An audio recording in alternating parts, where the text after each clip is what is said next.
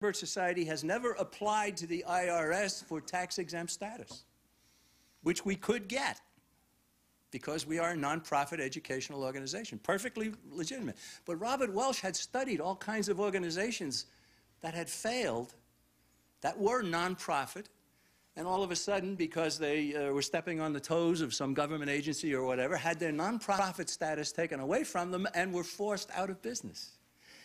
Robert Welsh said at the founding of the society, we do not intend to serve at the pleasure of the United States government. Brilliant. A brilliant move. So we have never had the tax-exempt status, which means that the funds we raise and the, all of the activities that we sponsor are paid for with money that people give us and do not write it off on their taxes. Right? Thank God for them. Thank God for them. To keep me in the luxurious life that I've been accustomed to for all these years. Well, ladies and gentlemen, there's some good questions there. Thank you very much. God bless America. John McManus is president of the John Birch Society, which published his book, William F. Buckley, Jr., Pied Piper for the Establishment. Visit jbs.org for more information.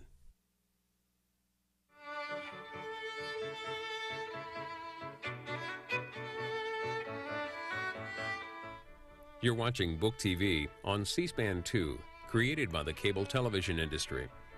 Coming up at noon Eastern, Michael Shermer goes In Darwins Shadow to reveal the life and science of Alfred Russel Wallace.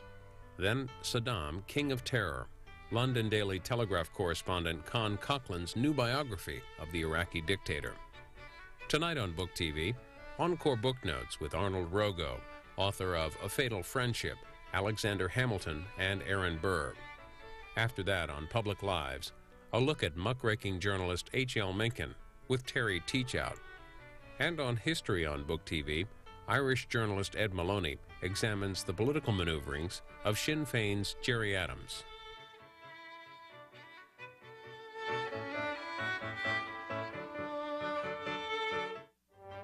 Tonight on Book TV, David Frum, columnist and former speechwriter to President Bush, discusses his new book, The Right Man, The Surprise Presidency of George W. Bush. David Frum on The Right Man, tonight at 9 Eastern and tomorrow at 6 p.m. Eastern. Tune in to A Good Book on Book TV on C-SPAN 2. Alfred Russel Wallace was co-discoverer of natural selection with Charles Darwin. Skeptic Magazine editor-in-chief Michael Shermer reviews the life of the Victorian scientist in a new biography called In Darwins Shadow. This talk from Caltech is about an hour, 40 minutes. The Wallace biography, actually, I guess I should, hang on for a second, turn that overhead light off there. Actually, Tom, could you hit that black light, the one in the center there? No, left. That one. Yep, there we go. Just so you can see the screen a little bit better for the PowerPoint. This was my doctoral dissertation done in the summer of 89 and 90. Kim and I went to 15 different archives and looked through about 1,500 different letters, 750 articles, 22 books, and spent most of the days. Of course, you have to understand how it works in England. Their working schedule is like 10 to 11 and then tea, and then 11:30 to 12:30 and then lunch, and then 2 to 3:30 or 4 or so, and then you're done. That's their idea of a hard working day. So we actually had a lot of fun rollerblading and pubbing as we were doing the research here, thus the dedication. The book was my dissertation that sat in a box, as dissertations are wont to do, for a number of years, and then I finally sort of worked it up into a biography. But I don't like just to write womb-to-tomb stories, although that's what historians do. To me, there has to be more to it than that. I like to see what we can learn about psychology, about how social systems work, belief systems work, and so forth. So really the book is a bunch of different things. Although the publisher made me force it into a womb-to-tomb, it's sort of an overlapping shingles approach, where you have the story goes from start to finish, but there's overlapping ideas. So it's really a biography of ideas. So I have Wallace and the psychology of biography, the story of the man himself, his relationship to Darwin, his heresies. The original title of this book, just to give you insight on how publishing works, the original title was Heretic Scientist, which is what he is. He's a heretic scientist. I like that title. But Oxford said, oh, well, gee, heresy, that sounds like religion, and we don't want people to think this is a book about religion, or that he was a religious theologian or something. And besides, Darwin books sell better, so put Darwin in the title. So as you'll note, actually, even though this is a book about Wallace, and it's supposed to bring him out of the shadow of Darwin, the name Darwin is bigger than Wallace on the cover. It's just the way things go, I guess. Anyway, so I begin with Darwin's dictum. So there you go. I'm starting off with a quote from Darwin. But this is what drives the biography for me. And it actually pretty much drives everything I do. This was from a letter Darwin wrote to a friend after The Origin of Species was published in 1859. In 1861, the British Association for the Advancement of Science held a symposium on the origin of species. Darwin wasn't there, but his lieutenants were there. And somebody complained about the lack of balance between data and theory, that Darwin was too theoretical. He just needs to make observations, just be a naturalist. So Darwin wrote to his friend about 30 years ago, there was much talk that geologists ought only to observe and not theorize. And I well remember someone saying that at this rate, a man might as well as go into a gravel pit and count the pebbles and describe the colors. How odd it is that anyone should not see that all observation must be for or against some view if it is to be of any service. And that's the key thing here. How odd it is that anyone should not see that all observation must be for or against some view if it's worth anything. So I call this Darwin's dictum. That was my first column in Scientific American. I call it Darwin's dictum. That pretty much drives everything I do. Everybody has an agenda. You might as well just put it out on the table. So mine is that biographical and historical data are used for us to understand things. History's for us. It's for living people, not just the dead people. It is for the dead people, but they're gone. So, and maybe it's for the future people too, but for the immediate, it's for us. And so what can we learn from studying history? And that's also what I call Wallace's wisdom. So I thought I should have a quote from Wallace along the same lines, and he wrote, "The human mind cannot go on forever accumulating facts which remain unconnected and without any mutual bearing and bound together by no law." So you have to have data and theory, and that's the twin pillars, I think, of any good science, whether it's historical science or experimental science. You got to have data and theory. The facts don't speak for themselves. You have to have some theory that binds them together. But theory without data, of course, is hollow. So you need both. Just as brief examples of this, since Tom mentioned Sagan, I put this slide in here. Well, okay, I had it in there already. This was from when we did a C-SPAN show with the two Sagan biographers, and after that I compiled a list of sort of a pile of data to answer the question, was Sagan merely a popularizer who never really did good science, and therefore he earned the just jealousy and criticisms of his colleagues, or did he actually do good science and he did good popular science? So I actually took his 264-page single-space typed curriculum vitae and tracked by time the number of his, well, that's kind of hard to read, isn't it? But anyway, the black line here is scientific articles, the lighter liner is popular articles. Yeah, thanks. That's the airing of Cosmos, so there's a dip in his scientific productivity while they're producing Cosmos, but after that, it went back up. And he averaged almost a peer-reviewed article per month for his entire career. And that's pretty damn productive. And even after he became really famous and was cranking out the articles and interviews and TV shows and things like that, he was still productive. So the so-called Sagan effect is a chimera. It doesn't exist, at least for Sagan. And that's the kind of thing, that's the kind of question you can answer using quantitative data in biography. I did this with Steve Gould. I have an article that just came out this month in a Social Studies of Science journal on the works of Stephen Jay Gould. Some of you saw me give this lecture at the Festschrift, in which I basically took, I took all 300 of Gould's essays and did a quantitative analysis showing what the popularity was, what the subject was most popular that he wrote about. So evolutionary theory, obviously, since he's an evolutionary theorist, with history of science and science studies second. But when you break them down by primary, secondary, and tertiary, you discover that, in fact, most of what he wrote about primarily was history of science, to bolster evolutionary theory, which is where I got Darwin's dictum in the first place, because I realized, oh, well, that's what Gould's doing. He's using history to bolster his own theoretical preferences in evolutionary theory today. So I said, okay, well, if he can do that, then I can do that, in analyzing him too. Anyway, that's the kind of thing you can do by doing quantitative history, quantitative biography, just to try to answer some questions. I did that for Wallace. So you can look at Wallace's 747 papers classified by subject. Yeah, he published 747 different peer-reviewed papers. Well, it helps to live 91 years. So, of course, Ernst Mayr has got him beat. Ernst is still at Harvard at 97 years old. And last time I asked Ernst, I just called him on the phone and said, Ernst, how many publications do you have? And he says, 704 as of today. You know, he knew it right off the top of his head. These guys like to keep track of that sort of thing. It's a guy thing, you know, competitive. How many can you have? How long can your list be?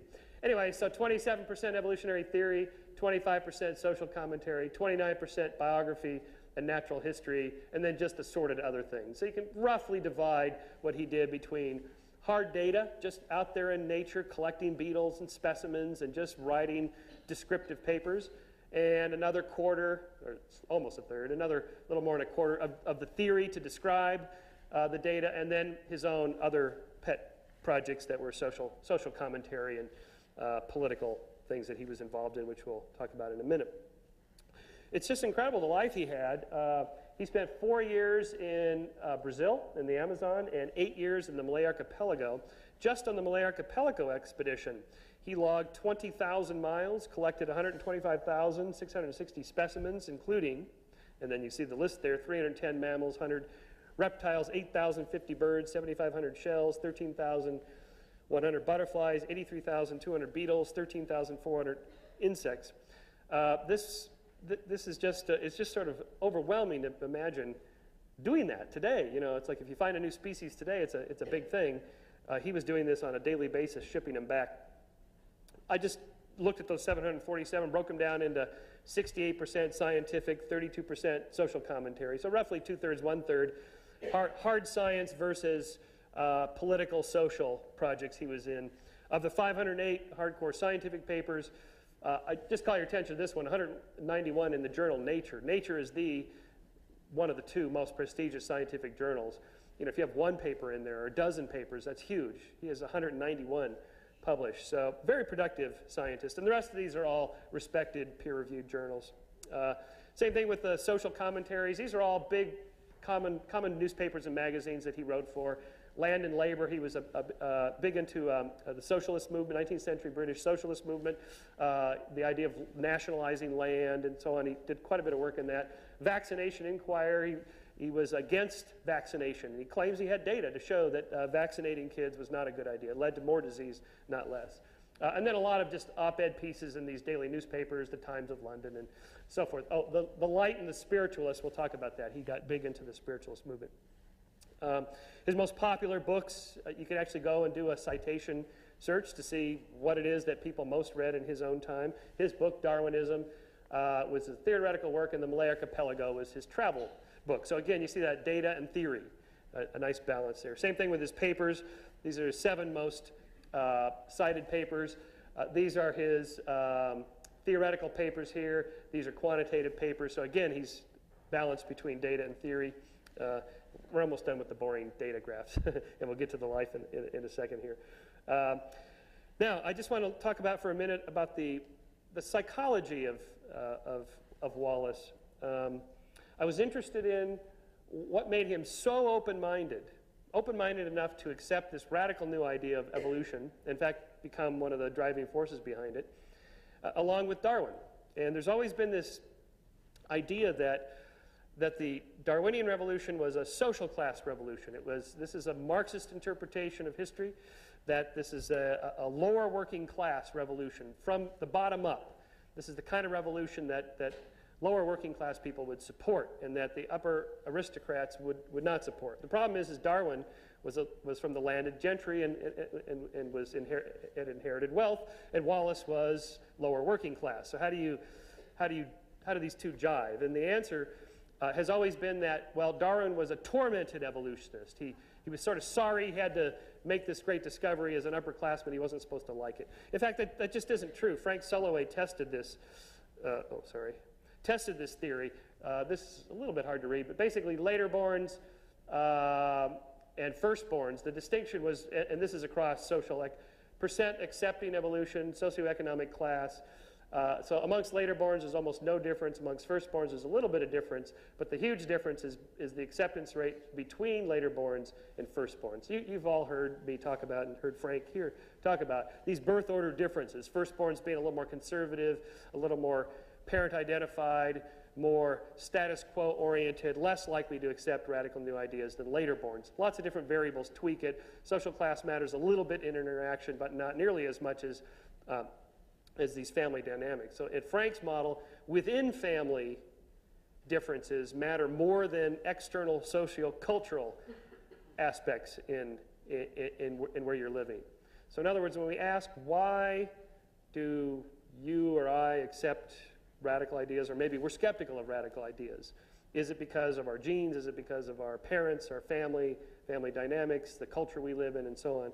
This is what social psychologists and personality psychologists study. So there's a way to answer that. This is one answer, is that at least in the Darwinian revolution, there's almost no social class differences at all. You can actually, Frank's the first historian to ever do this. It's just amazing to me. The data is there. No historian ever asked the question, is it true that more lower class people supported the Darwinian revolution than upper class people?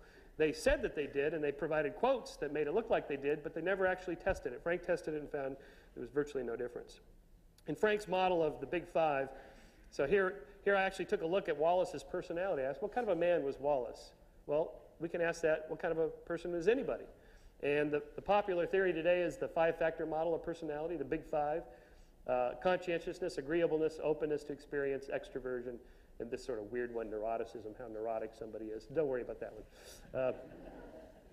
So you can actually take this test. You can go online and take this test. If you type in the Big Five in a Google search, you'll find the test. You can take it online, and you can compare your own personality to millions of other people that have taken this test online. It's kind of fun. But instead of that, I see myself as someone who is ambitious, hardworking, lackadaisical, tough-minded, tender-minded, assertive, unassertive, and so forth. There's 50 of these different variables. I did it with Wallace. I just said, I see Alfred Russel Wallace as someone who was, and then I sent the questionnaire to a bunch of historians and biographers who know about Wallace, and had them take the test for me, as if they were Wallace. And then Frank and I ran correlations between each of the 50 parameters on all the dozen historians who took the test for us. And we got, all of them wrote me and said, this is the stupidest thing I've ever done.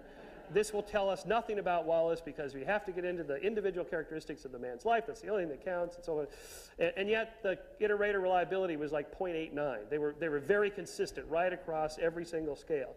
So it does tell us something about a person. You can get a feel for what somebody's like and say something about them, even if they're dead. We did this with Sagan and with Gould as well. So the key ones I want to look at are conscientiousness, agreeableness, and openness to experience. So forget neuroticism and this extroversion thing for the moment.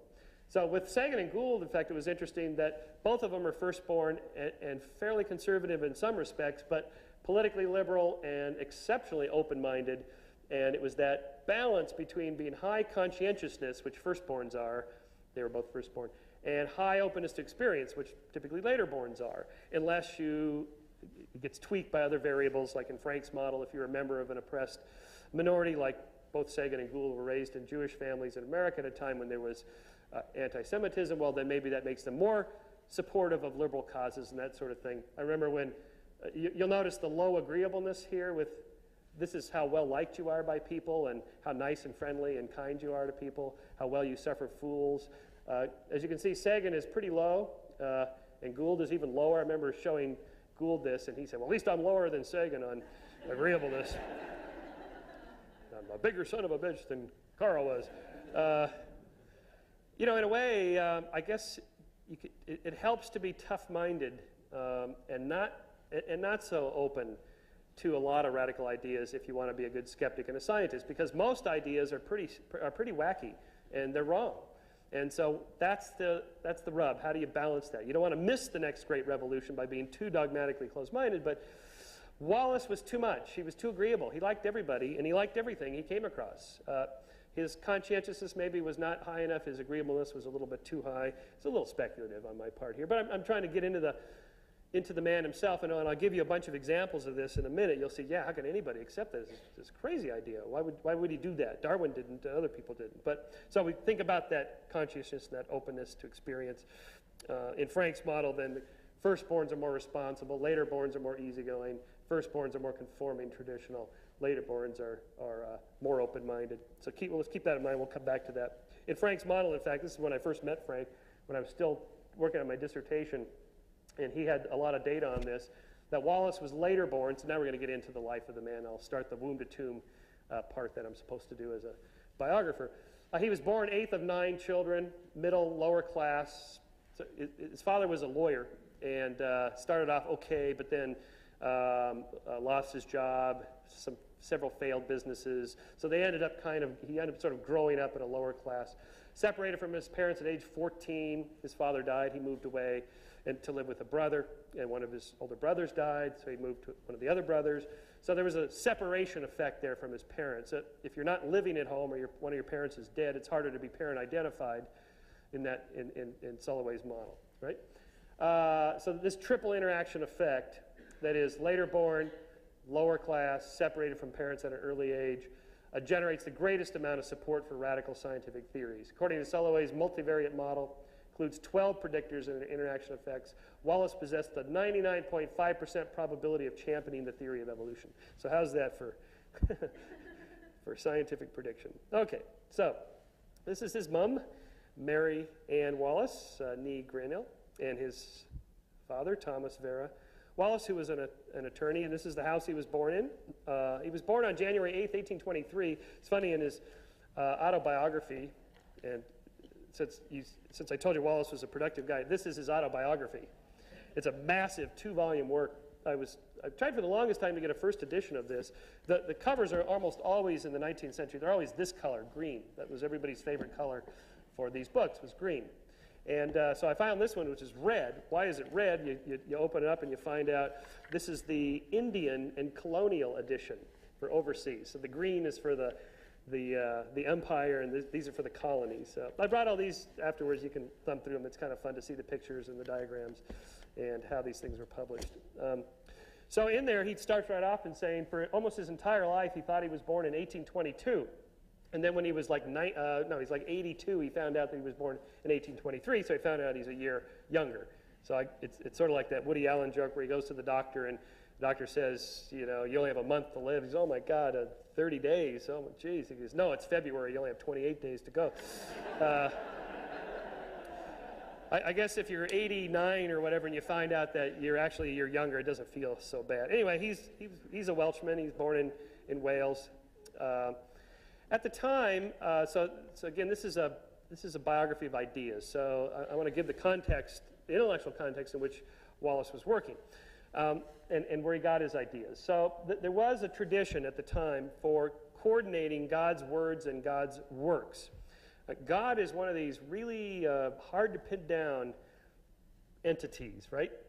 We can't study God. We have to study the effects of God because we can't see him or measure him or so on. So the effects are his works. So we have his words, the Bible. That's all we have.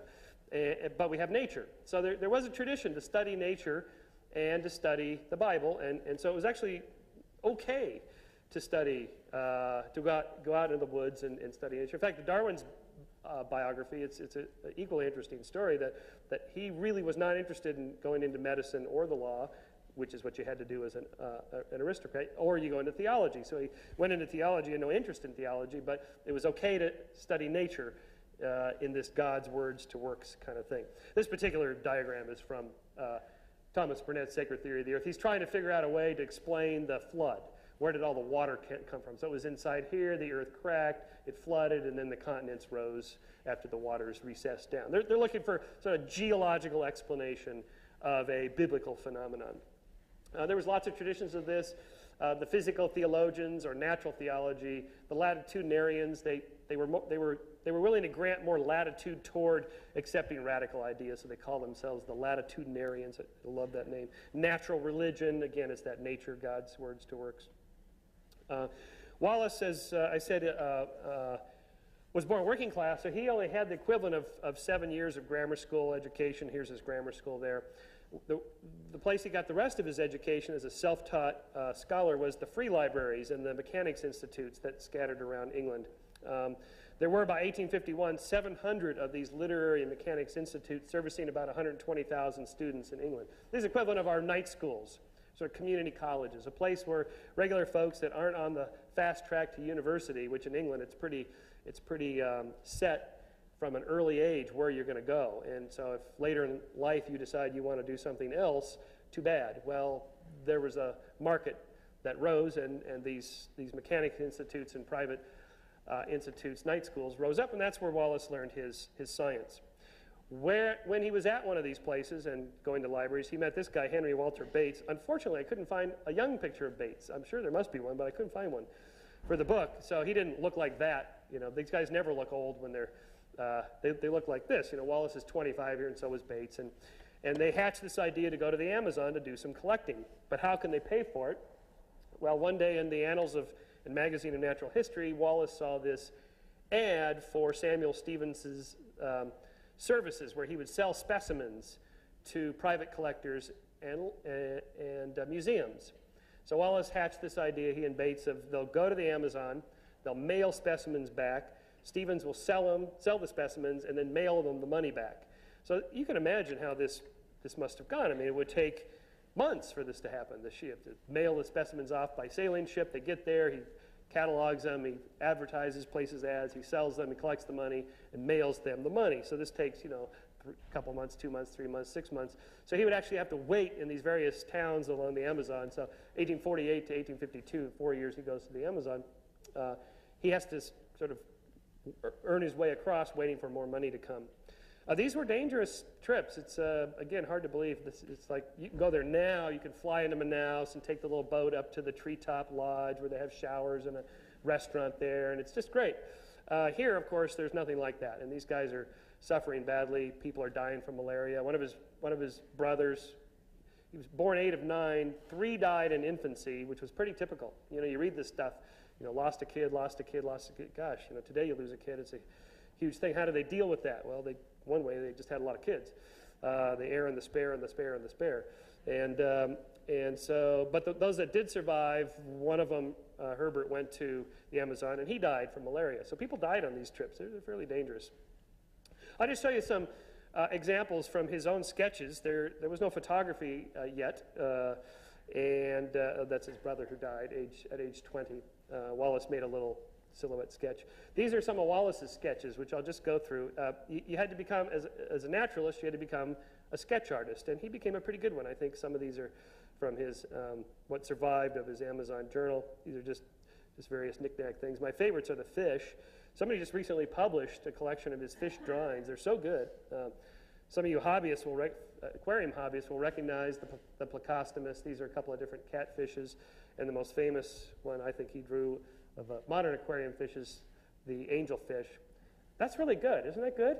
That's really good. I mean, I was just floored by this.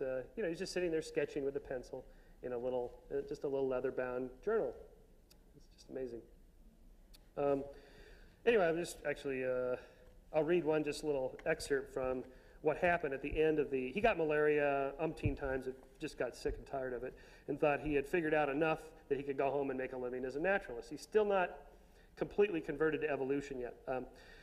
But the ship sank on the way home, so I'll just read this one short description of this here. He caught a ship called the Helen. It caught fire one night on the way back.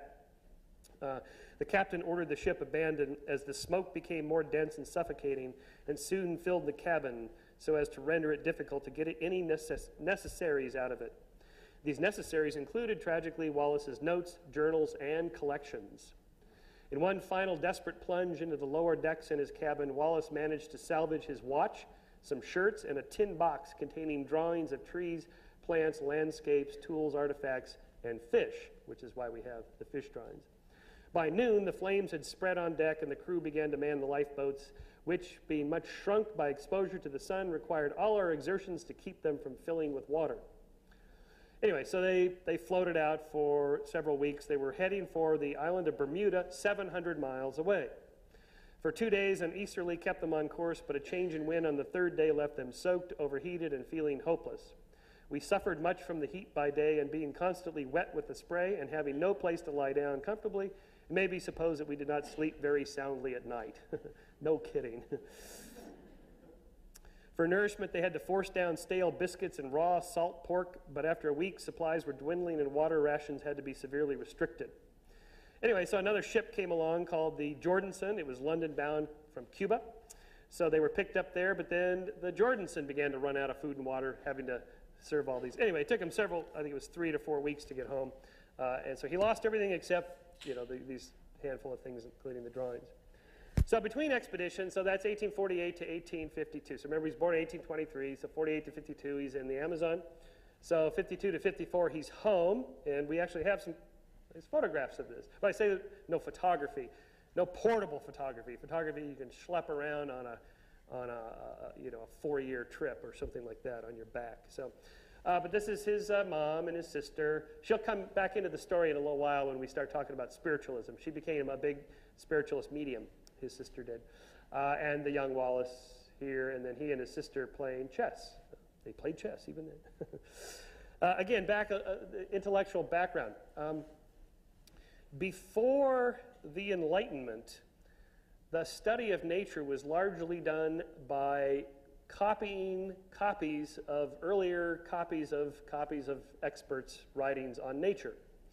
And with copying, you get these silly notions of, like, say, the Lamia, half man, half beast, or the Mandragora, half man, half plant. I took my daughter to see Harry Potter yesterday, and they had mandrakes, these mandragora plants, and they pulled them out, and they were screaming, "Oh, help me," or whatever they were screaming. And this is where they got that. I mean, I guess J.K. Rowling must have yanked this out of the medieval herbariums where they had pictures of these things. In time, somebody came up with a brand new idea of actually, when you're making a sketch, have the thing in front of you.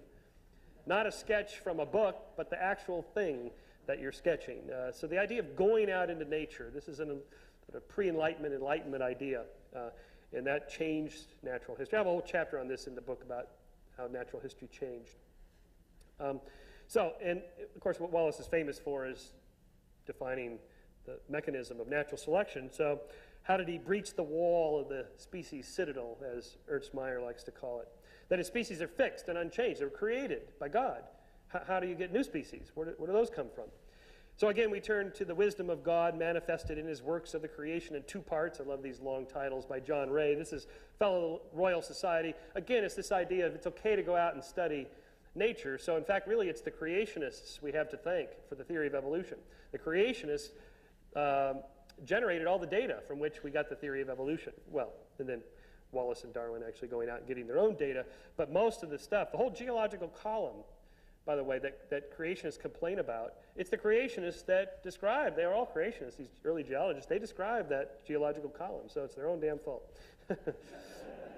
So again, this sort of the Bible and the works of nature, the wisdom of God and the works of nature. So and there's a whole string of characters for several hundred years that laid the intellectual foundation for what Wallace and Darwin could do, that is, breach the wall of the species citadel. Just 2, Linnaeus and Comte de Buffon, were 2 of the most influential, but they were not evolutionists. When you read Linnaeus, when you read Buffon, you can find passages in which they describe species changing or nature selecting against certain kinds of varieties. And it sounds like natural selection. It really does. I thought that when I first read these. And I remember I wrote Gould when I didn't know him personally. I just wrote him and said, gosh, look at this passage. Isn't this a pre-Darwinian? No, it's not, he explained. What it is a very well-known pre-Darwinian idea that species are created as fixed kinds, but they vary a little bit. God allows them to vary a tiny bit, but he's got it set up such that nature will weed out the ends of the variation there. So picture a bell-shaped curve of variety. Most of the common types are in the middle here, and you get a little few on the extreme ends that are really weird. They call them sports or varieties. And so when these guys are talking about nature selecting against them, they're talking about selecting against the ends to keep the kinds as they were originally created to stay the same. So as Ernst says, that was Darwin's great, brilliant idea and Wallace's to turn that upside down and say, no, that very mechanism of weeding against certain individuals works not to maintain a created kind, although sometimes it does because species remain relatively stable, but to actually work as a mechanism for change. And that was the genius of Darwin and Wallace. So we have to be careful when we see apparent anticipations of this. So 1855, so now Wallace has started his second great expedition, so I'll talk about that in a minute, but his first two theoretical papers, 1855 on the law which has regulated the introduction of new species. This isn't really the one that got Darwin motivated. This is a second paper in 1858, but this laid the groundwork. So Wallace is now 4 years in the Amazon. He's now 1 year into the Malay Archipelago, and he writes this paper in which he talks about large groups and classes. There's two parts, geography and geology. So four things in the geography. I don't want to read all this stuff, but basically he's saying that species tend to be grouped together in two different ways. One, that if the environment is the same, they tend to look alike. There's sort of something is operating in nature that keeps species. If they're in a cold environment, they're made a certain way, and if they're in a warm environment, they're made a different way. And geologically, you see the same thing. This organic world in time is very similar to its present distribution in space. You see this relationship between species in the geological column in terms of the different places where they live. So here's the key. I just want to read this one. The following law may be deduced from these facts. Every species has come into existence, coincidence both in space and time, geography and geology, with a pre-existing, closely allied species. So if God is creating species, he's not doing it willy-nilly and just popping them here and there. There's obviously a relationship going on there that looks really natural. Now, by 1855, I have to tell you, this whole idea of data and theory, Wallace was already an evolutionist. He was an evolutionist really even when he was in the Amazon, because he had read the Vestiges of Creation by a guy, it was anonymous at the time, a guy named Chambers, and that was a book about evolution. There were already theories of evolution long before Darwin and Wallace. The idea of evolution is not what we're talking about.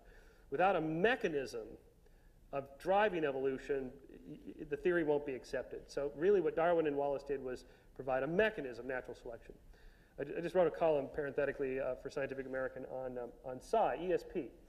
And because I always get letters from these guys, and they're saying, how come you guys won't accept, you scientists won't accept, look, we have data. Well, I question their data, but even if the data shows there's some psychic effects, some ESP, and these very, very delicately balanced experiments with ping pong balls over their eyes and the Zener cards and all that stuff, they're barely significant, but a few of them are. I tell them, without a mechanism, how my neurons firing in my skull somehow sends information through your skull into your neurons and causes them to fire, until you can explain that, you're getting nowhere in science. You have to have not just data, but you got to have the theory, the mechanism, what drives it, what causes it to work, okay? So same thing here, geologically. Wegener's idea of continental drift was not accepted until there was some mechanism, really more data and more mechanism. So really what Wallace and Darwin are doing here is providing the mechanism. So here's this trip.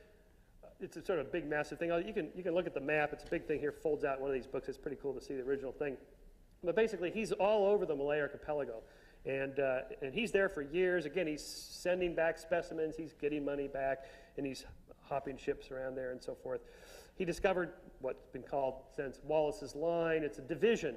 There's a really deep channel here. So the ecology is different between this area and this area, and he was the first to notice this, that ecological differences created radically different kinds of species that evolved differently here and evolved differently here. That line has since been tweaked, but modern ecologists still talk about Wallace's line. Just on a personal note, he had an assistant, a young boy named Ali. Somebody actually proposed. My editor, Oxford, got this book proposal that from somebody that said Wallace was gay, and this is the radical new biography. Wallace was gay, and this was his, his boy. There's no evidence for this at all. This guy was just sort of looking for titillating historical biography, I guess. There's a great incident of the python incident. Wallace woke up in the middle of the night and heard some rustling and went back to sleep and woke up, and there at the foot of his bed is this 30-foot python. I just throw this stuff in there because it's the kind of adventure that you can only have if you actually go out and do this kind of stuff. You can't do it, on a bus in the in the Malay Hilton Hotel, that sort of thing. This is an interesting story here, so I'm going to take a few minutes to talk about what he discovered on these little group of islands called the Aru Islands. They are right here. So right here, the Aru Islands. Okay. So on the Aru Islands, and this is his hut where he lived. It's pretty tropical, so you don't need a lot of comforts there. He writes this paper about this species of butterfly, Ornithoptera priamus, inhabiting the Aru Islands near Papua New Guinea. So now, notice this one has 2 spots here, and this one has 4 spots. Wallace wonders about this. He struggled with the species problem in this Aru butterfly, which featured black and iridescent green wings, a golden body and crimson breast, and 3 black spots on each hind wing. Its genus was clearly Ornithoptera, but what was its species? It was similar to Ornithoptera priamus from the island of Amboina, which had 4 black spots on each hind wing. But it also looked like Ornithoptera Poseidon from New Guinea, which had 2 black spots. Was the Aru specimen with its 3 black spots an intermediate species between O. priamus and O. Poseidon, or was it a variety of one of the 2? If the former, could a simple dot denote an entirely new species? If the latter, to which of these similar species could this variety belong? In a creationist model of static species, this was like being a little bit pregnant. In an evolutionist model of non-static species, this was possibly an example of a transitional form. So I like this. Now this is in, so now I want you to start keeping track of the dates. This becomes important on this controversy with Darwin. January 1858. So he's now there for several years. And in this paper, published in the Zoologist, so here, remember, he's already an evolutionist. He's now collecting data to support what he already believes to be true. So this idea that science works in this unsullied, objective fashion, we're just collecting the facts, this is hogwash. That's not how it works. He was already an evolutionist, and he thinks he can test his hypothesis. So he writes, now the generally adopted opinion is that species are absolutely independent creations, which during their whole existence never vary from one to another, while varieties are not independent creations, but are or have been produced by ordinary generation from a parent species. There does, therefore, if this definition is true, he doesn't think it is, but he's setting up the reader, exists such an absolute and essential difference in the nature of these 2 things that we are warranted in looking for some other character to distinguish them, one of mere degree, which is necessarily undefinable. If there is no other character, that fact is one of the strongest arguments against the independent creation of all species. For why should a special act of creation be required to call into existence an organism differing only in degree from another which has been produced by existing laws? You see where he's going with this? Okay, wait a minute. Did God create all butterflies, just one species, and then they're varieties, or did he create all the varieties? If he created the varieties, did he create the one with the 3 spots, 4 spots, and 2 spots? God, is he that busy? He doesn't believe this, of course. He knows this. So if an amount of permanent difference represented by any number up to 10 may be produced by the ordinary course of nature, it is surely most illogical to suppose, and very hard to believe, that an amount of difference represented by 11 required a special act of creation. So he's telling naturalists, look, you've already conceded the fact that the varieties and that the difference between 1 and 2 and 2 and 3 and 3 and 4 can happen naturally. So at what point are you going to tell me that God got in there and did the little tweaking thing? See, he's doing this sort of anti-creationist stuff already. Okay, so that's January of 1858. He then goes by ship here, and he ends up in a little island here called Ternate. And while he's on Ternate, he has an epiphany. He gets this malarial, feverish epiphany of how it works, what we would call natural selection. That is, and he writes this paper, he writes an essay called On the Tendency of Varieties to Depart Indefinitely from the Original Type. I've summarized it for you. This is essentially the theory of evolution by means of natural selection. You could use this for Darwin's own theory. It's essentially the same thing. The life of wild animals is a struggle for existence. Populations increase geometrically. We know he knew this from Malthus. They just grow 2, 4, 8, 16, 32, 64, and so on. However, they don't continue forever. Point 3, the population must have reached its limits and have become stationary in a few years after the origin of each species. Therefore, so the first 3 are observations. The 4th point is he's drawing a conclusion. Therefore, large numbers of individuals perish. Why? Variation is the key. 6, useful variations will tend to increase, useless or hurtful variations to diminish. So, therefore, last conclusion, those variations most likely to survive will displace those that are not, and over time, quote, the variety would now have replaced the species, of which it would be a more perfectly developed and more highly organized form. Such a variety could not return to the original form, for that form is an inferior one and could never compete with it for existence. So once it's changed, that's it's changed forever. So he writes this down. So this is now February 1858. So January did the butterfly paper. February he figures it out on another island in Ternate what the theory is. And he says, well, what am I going to do with this? I know, I'll send it to my buddy back in London, good old Charles Darwin. He'll be interested in what I have to say, because I know he's been thinking about this stuff. So he does. He sends this to Darwin, and he says, maybe you could send this to Lyell and some of the other people. That's Charles Lyell in the right corner. So Darwin gets this paper, this essay. He got a cover letter and Wallace's handwritten essay. And on June 18th, we think, 1858, he writes this letter, Darwin, to Lyell. Lyell was one of the senior scientists in all of England. He's a geologist. Some year or so ago, you recommended me to read a paper by Wallace in the Annals, which had interested you, and as I was writing to him, I knew this would please him much, so I told him. He has today sent me the enclosed and asked me to forward it to you. It seems to me well worth reading. Your words have come true with a vengeance, that I should be forestalled. I never saw a more striking coincidence. If Wallace had my manuscript sketch written out in 1842, he could not have made a better short extract. Even his terms now stand as heads of my chapters. So all my originality, whatever it may amount to, will be smashed. So remember, Darwin was in the Galapagos, his round-the-world trip, 1831 to 1836. He's older. He was born in 1809, older than Wallace. And he had been working on his own theory for 20 years. And Lyell and these other guys kept saying, you know, you really ought to get into print here pretty soon because somebody might scoop you. It's a clever idea and so on. 1842, he wrote out a handwritten essay, never published it. 1844, he wrote another one, never published it. Wrote letters to people about the theory, but never published. So he gets this letter, we think, June 18th. Well, if you actually look in his letter collection, it just says 1858, 18. So the Darwin scholars have pieced together that it must be June 18th, but was it? So now we have a kind of an interesting mystery.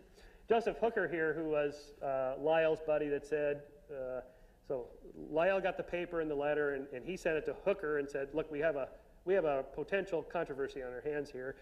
Our buddy Darwin might get scooped by this other guy, Wallace, and what do we do? So he, Lyell, and Hooker came up with the idea that at the next meeting, which was in a couple of weeks, July 1st, 1858, they would present both papers. And you can actually still go there. This is a different room. It's a different building, but they took all the furniture from the old room, and so you can still sit there and take a picture of yourself, which I did.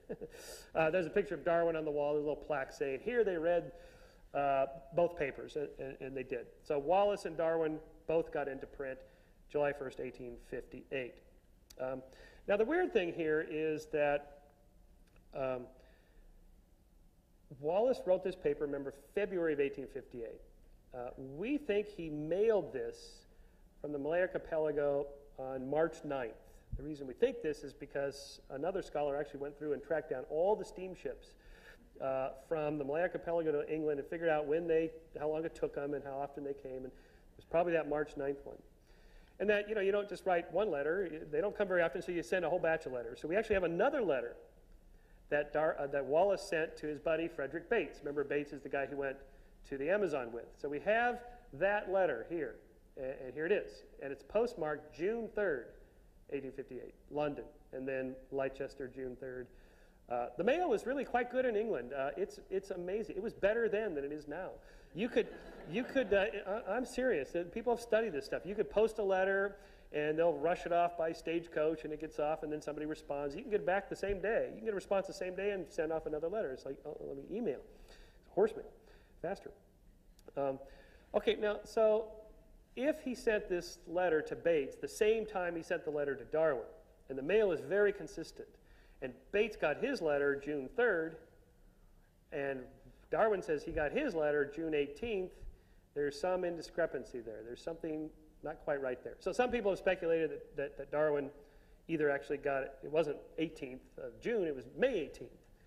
And then he sat there for a month and then wrote Lyell. But if he got it May 18th, that doesn't make sense either because this one's June 3rd. That doesn't quite work. Maybe he got it June 3rd or June 4th or something and just sat there. And you can picture him sort of sitting there on his desk, you know, what do I do, what do I do? There's nothing in Wallace's paper that Darwin hadn't already figured out for himself. So he didn't steal anything. There was nothing to steal. Some people have accused him of stealing Wallace's ideas. That's not the case. Definitely not the case. So what was he doing? Well, I don't know. I can only imagine. By the way, these are all gone. There's nothing. Darwin was a huge collector of letters. He kept most of the stuff people mailed him. We don't have that. But I don't think it's his fault. People speculate about that. He kept everything. So I really looked into this. It turns out he didn't really start to keep every single letter until after The Origin of Species was published, and he became really famous, and people started writing him, and then his family said, hey, you should keep this stuff. That's really when he started keeping it. And in any case, there was nothing for him to steal, and so forth. So I don't think there's anything there. And in any case, Wallace was fairly pleased with the arrangement. And I think if there's anything that's strange, it would be that Darwin was surprised. I don't think he could have been surprised. I found this clipping in the Darwin archives at Cambridge. When you ask for the like a box from a certain period of time, you get a box with a bunch of clipped pieces of paper. The way Darwin operated to write a book, he would take letters from people and clip them with scissors. And he'd say, okay, this part of this letter goes in this chapter for this book, and this one goes in this other chapter, and so on. So I found this from a little clipping from Wallace to Darwin, September 27, 1857. So this is 6 months before he wrote the butterfly paper, 7 months before he wrote the 1858 paper. And it just starts off, of May last, that my views on the order of succession of species were in accordance with your own, for I had begun to be a little disappointed that my paper, he had talked about the 1855 paper, that first theoretical paper, had neither excited discussion nor even elicited opposition. The mere statement and illustration of the theory in that paper is, of course, but preliminary to an attempt at a detailed proof of it, the plan of which I have arranged and in part written, but which, of course, requires much research in English libraries and collections, a labor which I took, and then it gets cut off.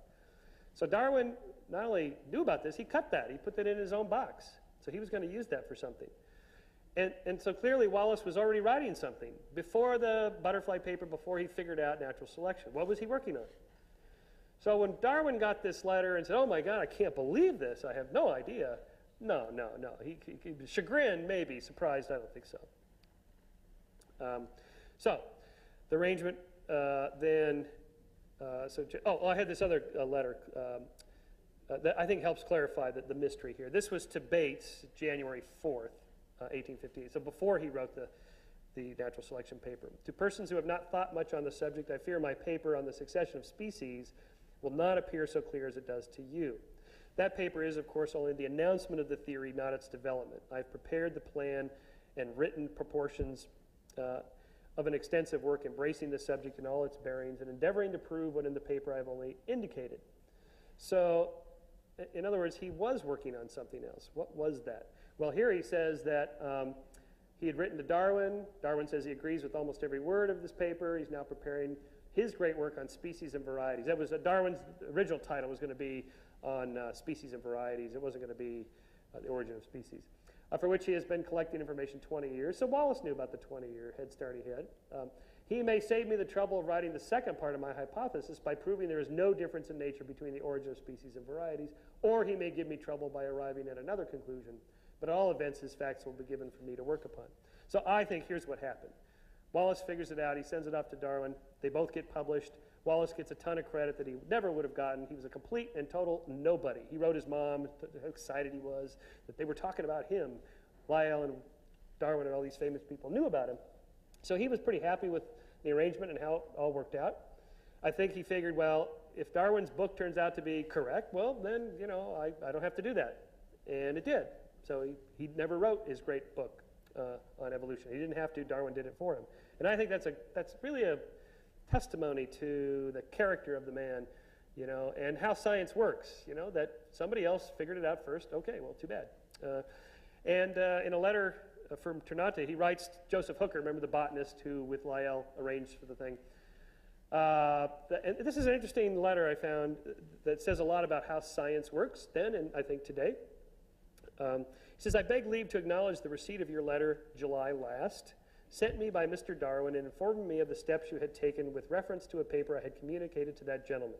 By the way, I love this prose, this 19th century prose. I mean, these guys, with every letter handwritten, they carefully crafted their sentences. You know, you just don't do that on email. You just sort of scribble stuff out and hit send. And, you know, this is just nice literature. Allow me in the first place sincerely to thank yourself and Sir Charles Lyell for your kind offices on this occasion and to assure you of the gratification afforded me both by the course you have pursued and the favorable opinions of my essay which you have so kindly expressed.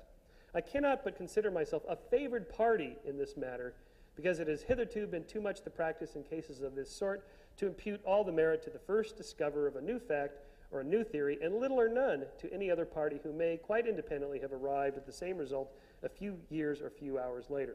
So what he's referring to there is how priority disputes were settled. The first person there wins, period, that's it, they get all the credit.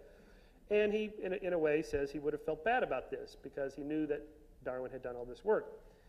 I also look upon it as a most fortunate circumstance that I had a short time ago commenced a correspondence with Mr. Darwin on the subject of varieties, since it has led to the earlier publication of a proportion of his researches and has secured to him a claim of priority which an independent publication either by myself or some other party might have injuriously affected.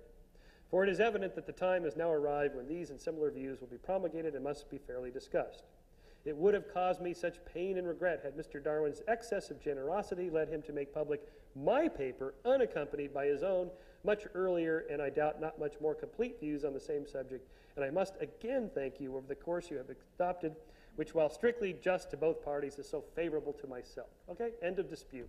There's no animosity. His grandsons both thank me for the work, and yeah, you know, grandfather was always happy with the arrangement. I don't know why everybody makes a big fuss about this priority dispute. There's no dispute. Here it is in his own words. He's happy with it, and he wants what's fair, the way it's supposed to work in science. It doesn't always work that way in science, but it should. So I like that. Again, you can picture him handwriting this thing, and it's probably 98% humidity, so you're sweating, and he's writing this beautiful prose. It's just a great testimony to how things used to work then. Okay, I'm going to speed the story up here. He returns home in 1862, and he gets married. This is his second love. I tracked down another woman he was in love with, a Miss L, is all he would refer to in his autobiography. But we finally figured out who she was. Her name was Leslie, and he was really in love with her and courted her for about a year. He kept going over to play chess with her dad, but it was just an excuse. But there was some misunderstanding about one of his nieces. Today, you wouldn't be jealous about your potential love's niece, but back then, people married cousins and things like that. So, I mean, Darwin married his cousins. In any case, it didn't work out. She dumped him when she got jealous about the niece, and so he ended up marrying this Annie Wallace, nee Mitten, daughter of botanist William Mitten. And then they had a son who they named Herbert Spencer Wallace. Herbert Spencer was a famous sort of naturalist, social philosopher, sociologist, and Wallace's hero. He was a great sort of champion of British socialist causes. Wallace was so into this that he named his firstborn son. So that really tells you something. If you name your kid after somebody, then they must be important to you. So, Wallace's heresy. Okay, here's where Darwin and Wallace really differed. In 1869, Wallace wrote a review of Charles Lyell's great book on geology.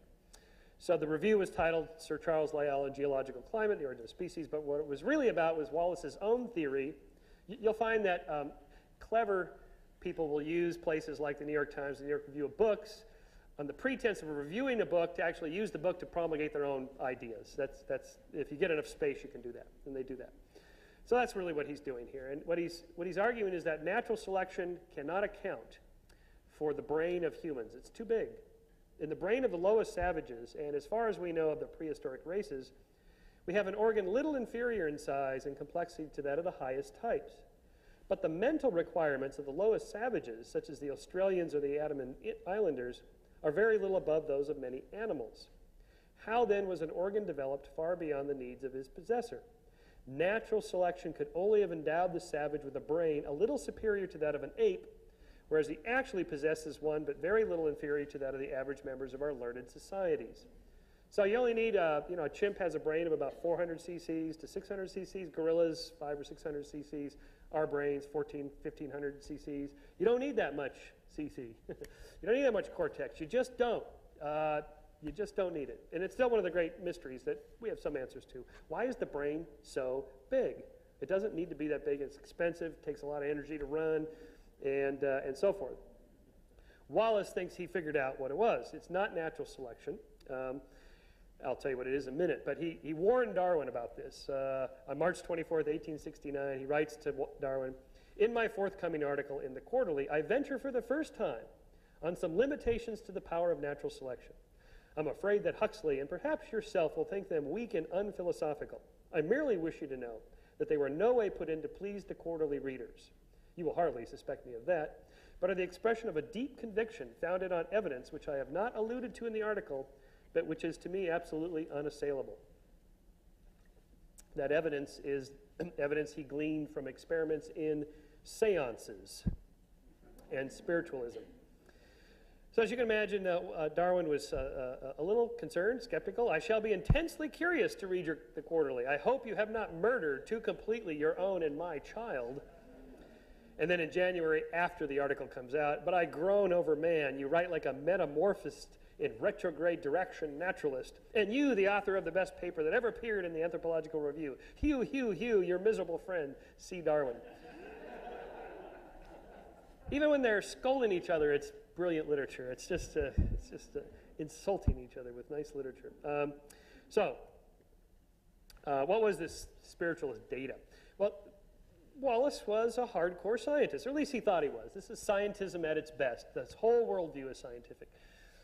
So he undertook experiments with seances. Randy would have had a field day with this guy. I mean, he's obviously being duped when you read these things. But like here, for example, is from his journal when he took a lecture tour of America. And he went, in Boston, he went to some seances. Spiritualism was big in the late 1880s. And so here he labels himself AW. I sat there, and here's the door. He sat next to the door so nobody could sneak in and pull a fast one on him. And the cabinet is over here where the medium would go into the cabinet, and then spooky, weird things would happen. So, of course, he inspected the cabinet, and he's got everything diagrammed here and this sort of thing. He describes one of these seances, came off last evening, and was a tolerable success. The medium was a very pretty, little lively girl. The place where she sits, a bare, empty cupboard formed by a frame, and doors to close up a recess by the side of a fireplace in a small basement breakfast room. We examined it, and it is absolutely impossible to conceal a scrap of paper in it. Miss Cook is locked in this cupboard, above the door of which is a square opening about 15 inches each way, the only thing she takes with her being a long piece of tape and a chair to sit on. After a few minutes, Katie's whispering voice was heard. This was the entity coming through from the other side. And a little while after, we were asked to open the door and seal up the medium. We found her hands tied together with the tape passed 3 times around each wrist and tightly knotted, the hands tied close together, the tape then passing behind and well knotted to the chair back. We sealed all the knots with a private seal of my friend's. You see, it's a secret little seal knot here that she wouldn't know about, right? And again locked the door. The portable gas lamp was on the table the whole evening, shaded by a screen so as to cast a shadow on the square opening above the door of the cupboard till permission was given to illuminate it. Every object and person in the room were always distinctly visible. A face then appeared at the opening, but dark and indistinct. After a time, another face quite distinct, with a white turban-like headdress. This was a handsome face with a considerable general likeness to that of the medium. What a surprise. But paler, larger, fuller, and older. Decidedly a different face, although like. We were then ordered to release the medium. I opened the door and found her bent forward with her head in her lap, apparently in a deep sleep or trance, from which a touch and a few words awoke her. We then examined the tape and knots, and all was as we left it, and every seal perfect. Yeah, okay, come on. We know how these things are done. You get the special trick ropes that stay knotted, and you undo them in another place. Randy has a set of these. Penn and Teller have a whole routine where Teller's in the little tent thing, and stuff happens, and they pull it up, and he's still locked in the sleep in the chair. These are just standard magic tricks, but see here he's too open-minded. He's too friendly and nice to the eye. Oh, she was so nice and friendly, and he's being duped, and he can't see it. So he's open-minded enough to be able to come up with this radical idea of natural selection, so that's good. You have to be open-minded. But then he falls for a lot of this stuff. And here, I found another one of these. He actually went into print. I have a copy of it here. The Scientific Aspects of the Supernatural. In one of the copies that we found at one of the archives, on the frontispiece, you open it up and sort of like write the equivalent of this. I wasn't able to take this. I just photocopied it. But this is a little handwritten note that reads, and this is his sister, Frances Sims. This is her married name, Frances Sims. And this is her handwriting here. And here's what it says. This book was written by my brother Alfred, and with 24 others was laying on my table.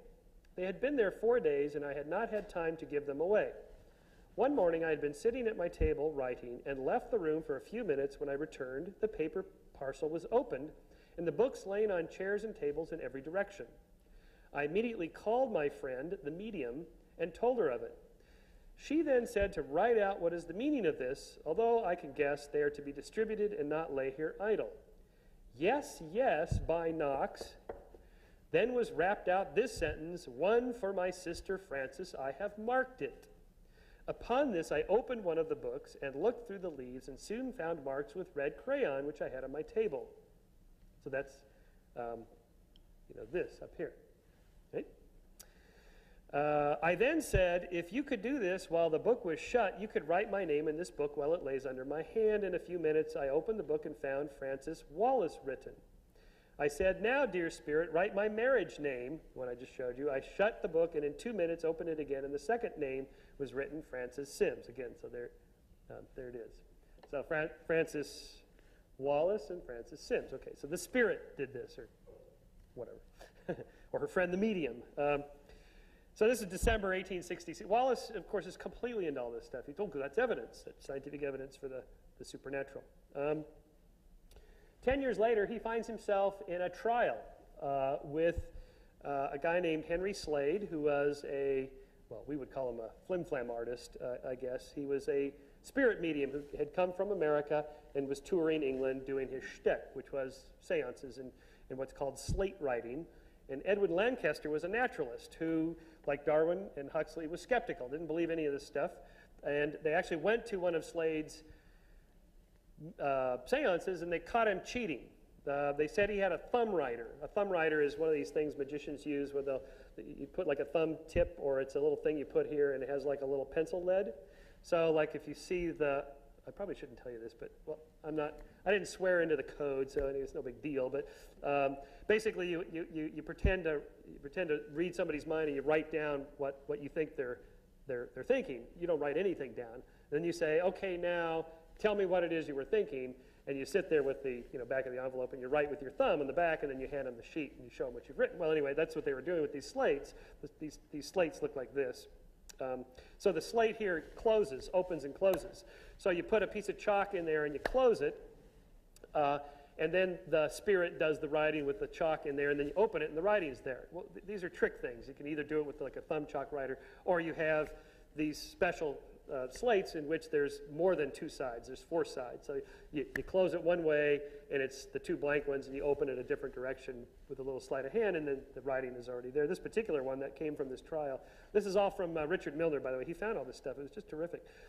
Slade's slate writing is a conduit to the other side. This is Greek text on the top, and on the bottom the Greek text is something from Genesis here. And then on the bottom it says, "Dear sir, our friend could not do more. He will come again. Let this be proof for this time. James Taylor," presumably not the singer. So this is, this was presented in court. They were trying him, by the way, on vagrancy laws. That these laws were passed to deal with these gypsies that were out there being vagrants, I guess. And so they said, oh, well, palm reading, tarot card reading, slate writing, this is all sort of a vagrancy kind of thing. And they got him, but he got off on a technicality and ended up going home. So for Wallace, and the 2 sides in that was, again, Wallace and Darwin come in on either side. Wallace was there testifying on behalf of Slate. Darwin, who never liked to do things openly, was sending money to the prosecution to help. It's to Lancaster. If you need any money, here's 10 pounds and so on. So again, Darwin and Wallace are in the opposite poles here on this thing. Did Wallace really believe this stuff? Yeah, he really did. He wrote books about it, papers, lots of papers about this to E.B. Bolton, who was a well-known scientist at the time. At Oxford, he wrote, "I think I know that human non-intelligence exists, that there are minds disconnected from a physical brain, that there is, therefore, a spiritual world. This is not for me a belief merely, but knowledge founded on the long-continued observation of facts." I put this slide up here because Wallace was insistent that he was just doing good science. This was just scientism. He's not just, it's not just philosophy, it's not theology, it's not a religious belief. For him, it's a scientific belief. Two other stories here on Wallace's heretic personality. Way too open-minded, just taking on the fringers. And he read one day an ad in a newspaper by this guy named Hampden, who challenged anybody to prove that the Earth is round. 500 pounds, which would be equivalent of like $50,000 today. It's like a year's salary. So, you know, Darwin and Huxley said, well, they could bother with these cranks. You know, it's like there's one of these floating around today. I think it's $100,000 if you could prove evolution. This guy writes me all the time. If you could prove that evolution is true. I said, okay, and who's going to determine whether the proof is correct or not? Well, I am. Right, the guy with the money. You can't do that. So what Hampden did with Wallace, they allegedly gave, you know, had a third party, an objective third party, to actually conduct the test. How do you prove that the Earth is round, by the way? Well, the way Wallace did it was with a long 6-mile stretch of a canal, the Bedford Canal, about 80 miles north of London. And they set up three little things here. So you have a little viewing telescope, then you have a little pillar here with these little balls on it, and then the end point, which looks like this. So if the Earth is flat, then the telescope and the top notch there will line up with the bar. If the Earth is curved, then it'll be closer to the bottom one. So they actually set up the Bedford level survey, sketches by the 2 referees. This was all conducted by a sort of like the equivalent of Field and Stream magazine for people that like to fish and hunt. They had one called The Field magazine. March 26, 1870. So they had 2 referees. They sat up, they looked through the telescope, the little tube there, and there it was. This is what they saw. It was clearly empirical evidence that the Earth was dropping off on a 6-mile stretch. That's pretty interesting. In 6 miles, you can measure. It's measurable. You can see the curvature, 6 miles. Well, of course, as you would expect, as Randy's always experienced with these kinds of people, they don't pay up. He said, well, I don't see it that way. It looks like they're lined up to me. And in fact, this ended up in 15 years of just trouble, nothing but trouble for Wallace. He had to take him to court. This guy libeled him. He wrote, I found all these different postcards at the Royal Geographical Society. For example, this one, October 23rd, 1871. This guy, John Hampden, writes to them about Wallace, because Wallace is on their board.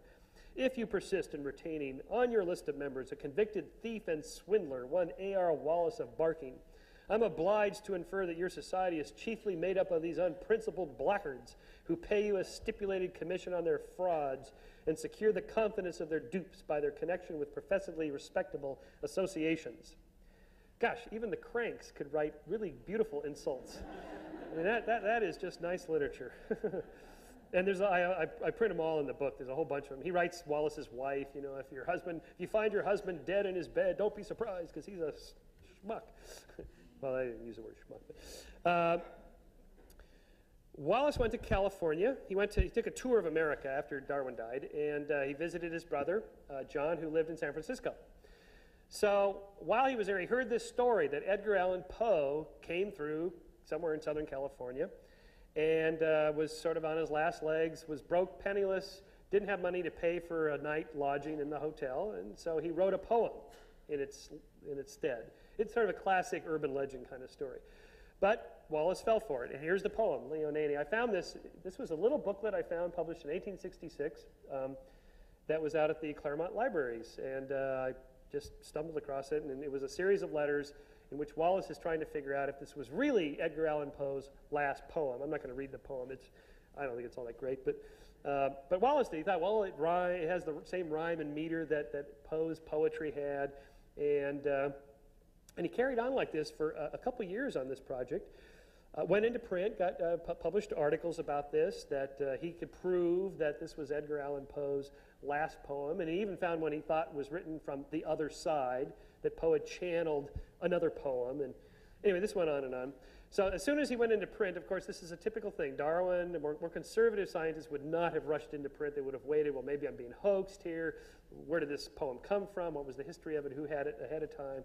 It's sort of like that, the ossuary, the bone box of Jesus' brother. You know, maybe it's real, but, you know, there's no history to it. You know, some guy just shows up and says, hey, I bought this off an old bloke in Istanbul, and there it was, you know. Well, who had it before that? And who had it before that? You know, where did this come from? There's no history to it. So as soon as he published, somebody came forward and said, oh, yeah, I know who wrote that. It's this guy. He faked that thing. And so then Wallace was really embarrassed, so he said, no, that guy didn't fake it. He found it and then pretended that he faked it, because the guy confessed, yeah, that was me who wrote that.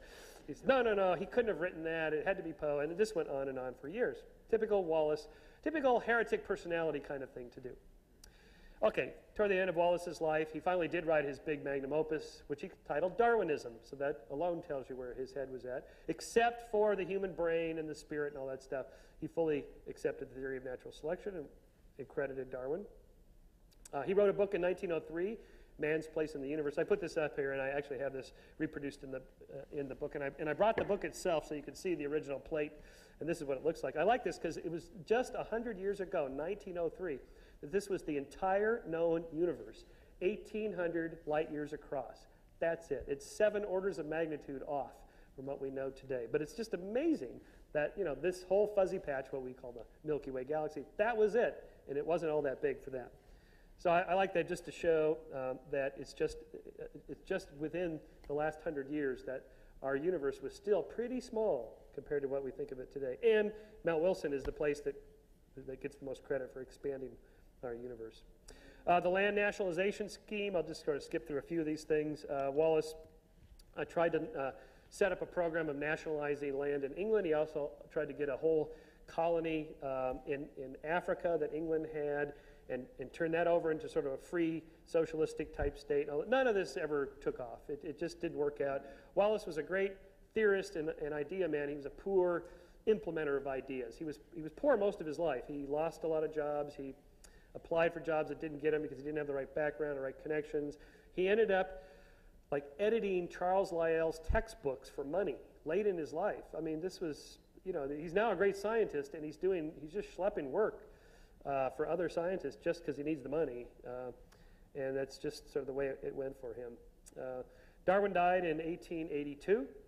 Wallace was at the funeral. He's one of the carriers of the casket. He met somebody there, invited him to give a lecture tour in America. I just like this because it's a familiar place, but Wallace took this picture. This is Pikes Peak in Colorado, framed by 2 huge boulders in the Valley of the Gods? Garden of the Gods, yeah. So that's kind of a nice picture there. Wallace in his later years with one of his grandchildren. Actually, I forgot to ask, I know the 2 grandsons. I'm not sure which of the 2 grandsons that is, but there he is out in the woods, senior statesman of science. I absolutely love this picture. These great old Victorian houses, you know, 3-4 stories if you count the basements. And here's Wallace here standing there with his garden. He spent hours every day out in his garden. Here he is with the King Spear plant, and here he is in his greenhouse. Richard Milner from the Natural History magazine found this picture for me. I just love this picture. Look at those hands, just great big hands, holding that little pot there, and big, tall, long legs. He talks about this in the Malay Archipelago, about, you know, these short little Polynesians, and here he is, this great big, tall, gangly. It's always shocked him, but there he was. In 1908 was the 50th anniversary of the Linnaean Society. Remember, they read that paper, joint paper. So he and Darwin shared this. Darwin's long dead, but shared this medal that you can still see. I brought the little booklet describing the ceremony. And then finally he died in 1913, just 2 months shy, about a month and a half shy of his 91st birthday. So 1823 to 1913. He lived a good long life. And those are his grandsons. This was, Kim took this picture. This is Alfred John Russel Wallace, sorry, there it is, and Richard Russel Wallace. I just got a letter from Richard yesterday thanking me for the biography, which was kind of nice. But they just sold all their, they had all the good stuff I've been reading. Most of that stuff I've been reading, they had at their house, and it's now at the British Museum, which is probably a good place for it. So here you have multiple generations. So we're looking at Wallace's original stuff. Some of Wallace's sons' books are on here. This is one of the grandsons. This is his daughter, and that's her daughter. So we have 1, 2, 3, 4, 5 generations of Wallace in one picture, which I think is kind of cool. And then finally, I'll close with this slide. This idea of sort of wrapping it back up to the philosophy of history and biography. What does this all mean? He wrote this toward the end of his life. Had my father been a moderately rich man and had supplied me with a good wardrobe and ample pocket money, had my brother obtained a partnership in some firm in a populous town or city, or had established himself in his profession, I might never have turned to nature as the solace and enjoyment of my solitary hours. My whole life would have been differently shaped. And though I should no doubt have given some attention to science, it seems very unlikely that I should ever have undertaken what at the time seemed a rather wild scheme, a journey to the almost unknown forests of the Amazon in order to observe nature and make a living by collecting. All this may have been pure chance, as I long thought it was, but of late year I am more inclined to Hamlet's belief when he said, "There's a divinity that shapes our ends, rough hew them as we will." I like that. Thank you.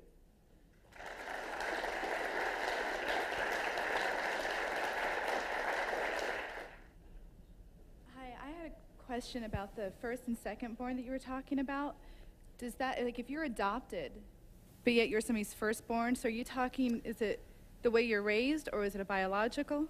Right. The question is on the birth order material, and if you're adopted versus a biological birth order. It's pure family environment, not genetics. So if you're adopted, early enough that you actually experience the family environment, that's the only thing that matters. So in Soloway's model, it doesn't matter if you're a bio kid or an adopted kid. It's the place in the family structure that you hold and what that does. So I didn't go into that in too much detail, but Frank's model is actually sort of a Darwinian one, that there's limited parental resources, love and attention that you compete for, and siblings compete brutally for those resources, including love and attention. And firstborns, by dint of being bigger and faster and smarter just because they're first, get more of that attention. And so the laterborns, to successfully compete, have to diversify and do different things. So in Frank's data, for example, he's got all this really interesting data.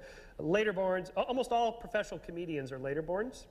That's not a traditional thing to do. Firstborns win more Nobel Prizes, they get better grades in school, they do more status quo traditional parent-appealing things to do. And particularly as the later-born sibs come along, the firstborns become surrogate parents. They babysit a lot, they enforce the rules of the household, so they become surrogate parents themselves, which is a conservative status quo thing to do.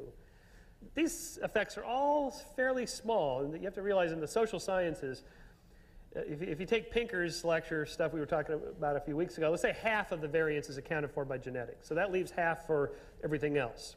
So say 50%.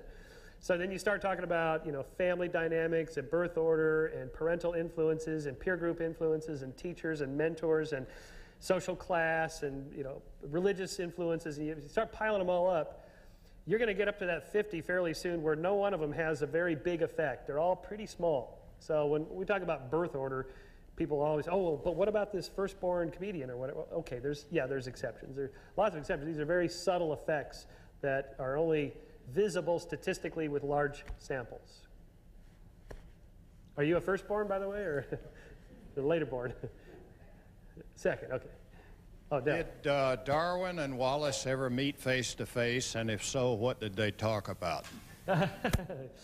Did Darwin and Wallace ever meet face to face, and what did they talk about? Yeah, that'd be one of those great dinner conversations with a camera. That'd be fun to have. Yeah, they definitely met. Most of Darwin's correspondence was with people by mail because he was very recluse. But occasionally people would go there or he would venture out. It didn't happen very often, but they met maybe half a dozen times. We think once before he left on the Amazon, but maybe not. For sure, in between the trips, the Amazon and the Malay Archipelago, they had met probably twice, and then at a couple of meetings afterwards. But most of it was done by mail correspondence. And so it'll be an interesting future history of science since the internet, that people don't keep their email letters. I think most people don't. and people don't write anymore. So it'll change how we reconstruct somebody's life and how science is done. You know, you sort of piece together what they were thinking based on what they were writing, because what else do you have? And a lot of that's gone now, I think. It really, these letters are just beautiful to hold and read, and you know, the ink on the paper is still there. We're losing all that. I mean, I'm just as guilty. Who wants to handwrite a letter? It's just easier on email, but problems of that. Could you say a little bit, please, about the research you did, how long this all took you to put together and formulate, and what perhaps was the most exciting thing that you discovered while doing all this work? Yeah, the question is on, so I guess we don't need that. On the book itself and the research and what was the most interesting thing and so on.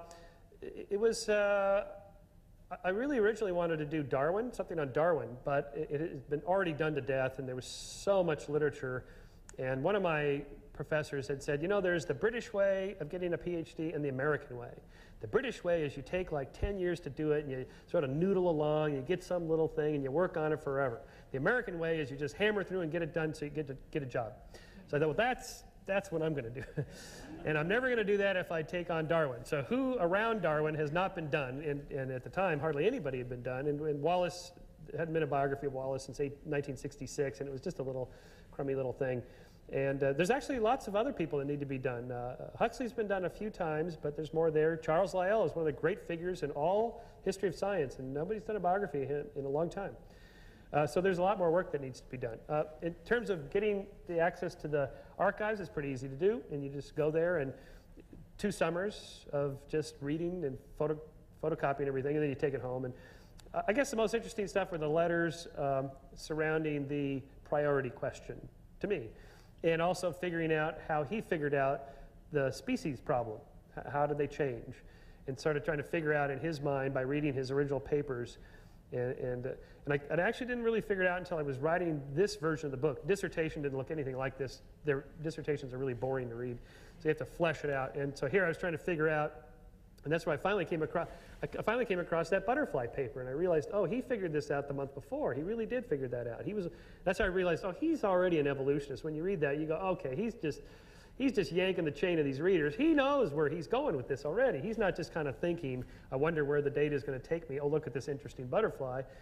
Evolution's true. It's obviously true. Now, I got to find this data to figure out how it happened. And so to me, that, I guess, was the most enlightening. And he's just a hell of a nice guy. This guy is just a nice man. I mean, he's been said, one of the most nicest men in the history of science. He was just a pleasant fellow, reading all the letters people would write him. When he became really famous, and then he got into spiritualist material, he got letters from all over the world. He had fan clubs. The people wanted him, to support their beliefs in the afterlife. So people would write him that lost their loved ones, and say, gosh, you're my hero. I lost my mom, or I lost my husband, and I'm glad to know that a scientist of your stature believes he's still there on the other side, and I can talk to him. So, from our perspective, the skeptics, this is, bad that a scientist would support that. But at the time, there wasn't that much research on the subject. It seemed reasonable. He joined, he was one of the founders of the British Psychical Society. There was a couple of these societies, and they had a number of prominent scientists in support. Darwin never believed it. He always thought it was just pure crankdom.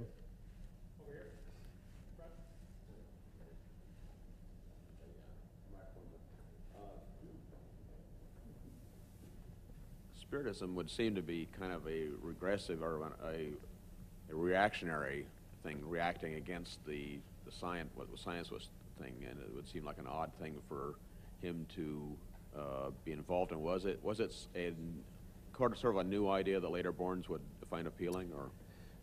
Yeah, the question is, is there a psychology behind why Wallace would like the spiritualist movement?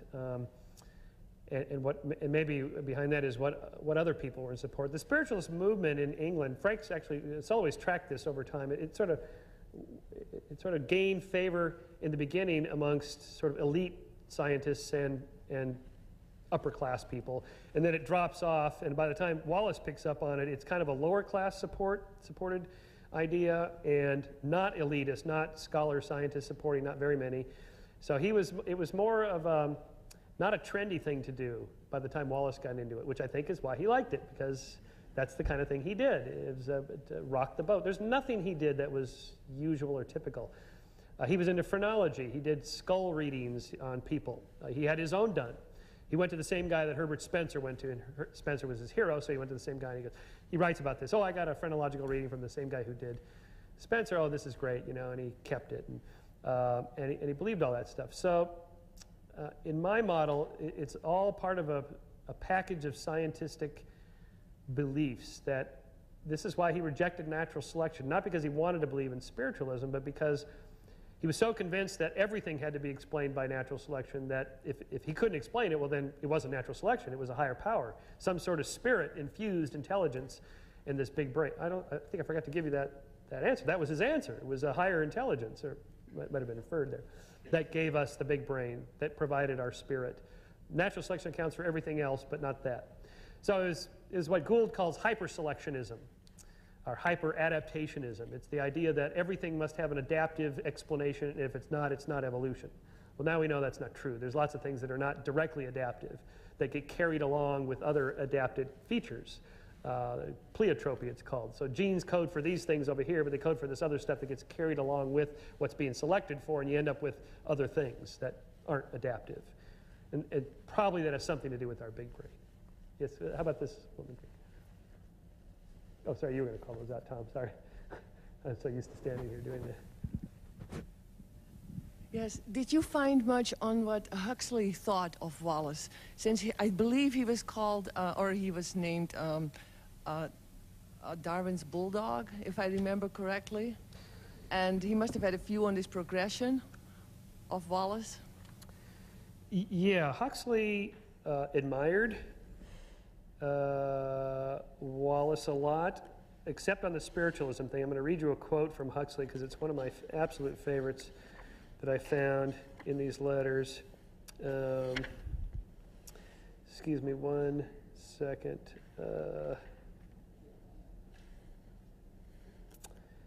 Let's see. 184, I think it's here.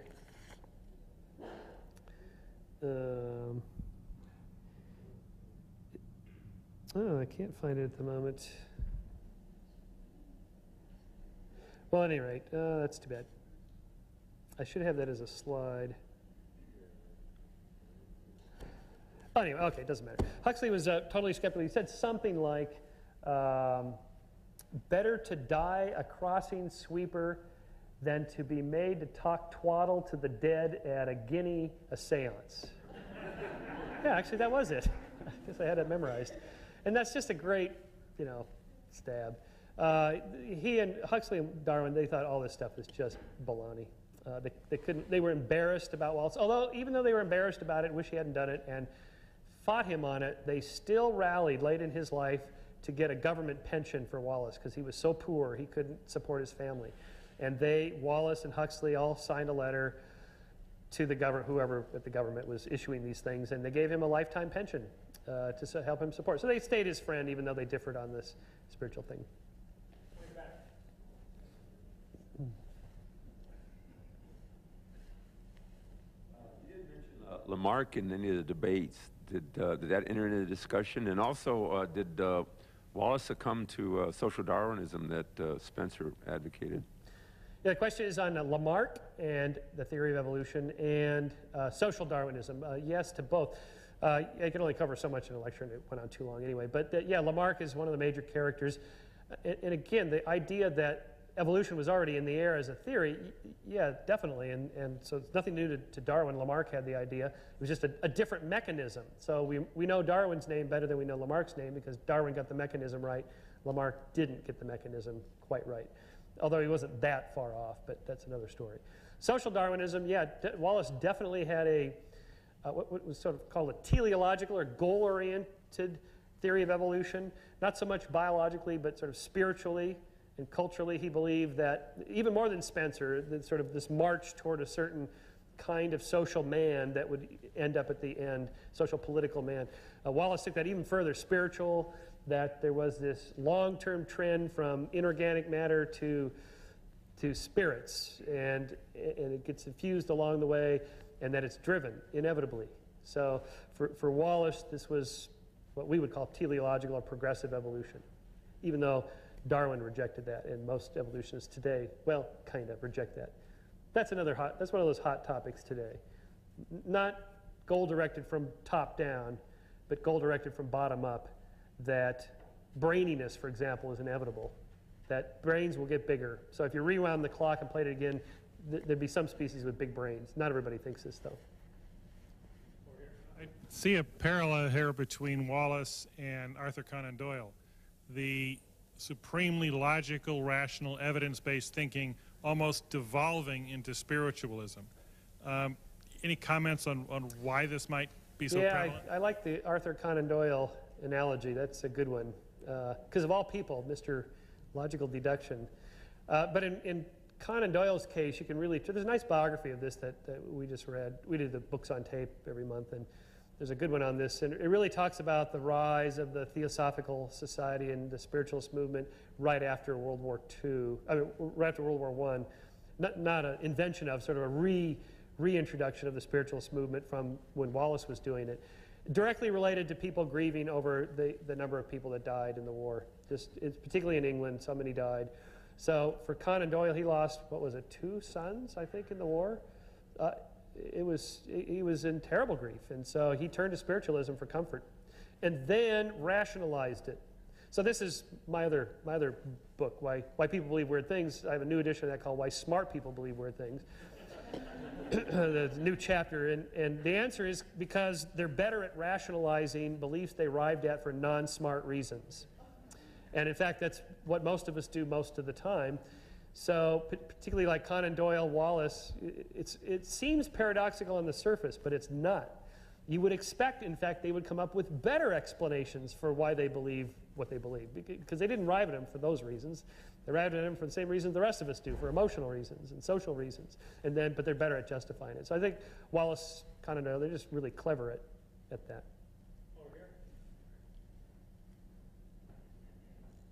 I'd like to introduce, or actually ask you about the vaccinations. You mentioned about Wallace proving that vaccinations, or as he claimed that they proved that vaccinations are not good. Do you know anything about that? Because that's very controversial even to this day about whether to vaccinate, whether not to vaccinate. So what do you know about that? Not that much. The question is on vaccinations. It was a controversy then. Is it still a controversy today? I think it was, in Wallace's time, more reasonable to make the argument than it is today. It was still a reasonably new thing to do, and the data on the statistical data on population effects from mass vaccination was not as clear. So he could make a reasonable case, although he was still in the minority. Most medical people at the time did believe vaccination was good. Darwin certainly did. But Wallace didn't. But today, as far as I know, and I haven't read that much on it, but I think it's pretty well concluded that vaccinations are the right way to go. You'll still have a small handful of people, inevitably, that have problems with it, but for the general population, I think there's quite a bit of data on that, showing that in pockets, I guess there's some place in Colorado, probably Boulder, where a bunch of parents didn't vaccinate their kids, and there was just spread of these whooping cough and other childhood diseases in the schools where these kids went, because the parents didn't believe in vaccination. So, although maybe they could make the case they didn't want their kid, religious freedom or whatever, but there's still a direct and measurable effect if you don't, as far as I know. I think probably. Mentioning the scientists who went into theosophy and spiritualism, William James is another, and the American philosopher and neurologist. But the question I want to ask is related to their beliefs in God or not. I understand that Darwin was a agnostic at the end. If that's correct, not correct, correct me, and I don't know what Wallace was. Yeah, good question on the relationship of spiritualism and religiosity. Wallace did not believe in a personal God, anything like the monotheistic Judeo-Christian God. His was sort of a higher spirit that was some kind of an intelligence that could communicate, sort of, kind of, but it's more like the spirit you're communicating with, not God. But nothing at all in the least bit traditionally religious, and his family wasn't wasn't particularly religious. Darwin, it's a more important answer for Darwin because the creationists always yank this one out. You know, he had the deathbed conversion. Absolutely never happened. He was pretty much a hardcore agnostic. Even he would not use the word atheist or non-theist. He just called himself a non-believer, I guess, probably the best way to describe it. Really, since shortly after his return from the Beagle. So as a young man in his late 20s. When his daughter Annie died at age 9, that was the final nail in the coffin for Darwin, that the problem of evil. How could a God do this? But even in his own researches, he writes about this. You know, the cruelty of nature surely is no indication of a kind and loving God. You know, I mean, he used the Ecumena wasp that stings its prey but doesn't kill it, and then it plants its larvae in the prey, and the larvae devour the prey from inside out, eating everything around the central nervous system so as not to kill it, to keep the meat fresh. And what kind of a God would do that? Not to mention the death of his own. He lost 2 kids. And I still think that's the single biggest problem theologians and believers have, as far as I'm concerned, the problem of evil. Over here?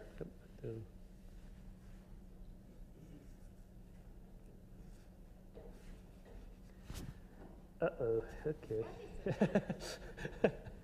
What is the latest theory about the size of the brain and if and how it relates to intelligence? Because I vaguely remember they examined Einstein's brain and they found nothing special about it. Am I wrong? Yeah, the question is on brain size and what's the current explanation for it, and what was the deal with Einstein's brain. Apparently Einstein's brain had more glial cells, so it was a cleaner brain. These clean out the brain or something. I don't know much about that, actually, on the Einstein thing. There's a book about this. Why the big brain? Well, evolutionary psychologists argue for kind of an arms race of its adaptive significance with other hominids and other competitors in the environment, so to speak, or the environment itself, and that there has to be an adaptive significance to it because the brain is too big and costs too much to run, that it can't just be an accidental byproduct of something else. So what is that? Bipedalism, so for tool use maybe, pair bondedness. Some speculate that the fact that we're pair bond and we raise our children for a longer period of time requires more intelligence, more interaction, more. The latest version is that we're such a social primate species, and that social relations are actually more important than, say, the physical environment. The social environment is more important than the physical environment, and the social environment is very complex. And you have to know a lot of people in these hunter-gatherer groups of 100 to 200 people, so the magic number 150 is tossed around, that it requires a fairly big cortex to keep track of all those people. And since people are not angels, people cheat. You have to keep track of the cheaters and the cooperators and all these subtle things about lie detection, and you have to be able to lie a little bit yourself, and all this sort of ratchets up the number of neurons you need to run that system. I actually like that one. We have time for only one more question. However, Michael will be around to answer additional questions. And also, our books are on sale. Many of these are only $5. So one last question.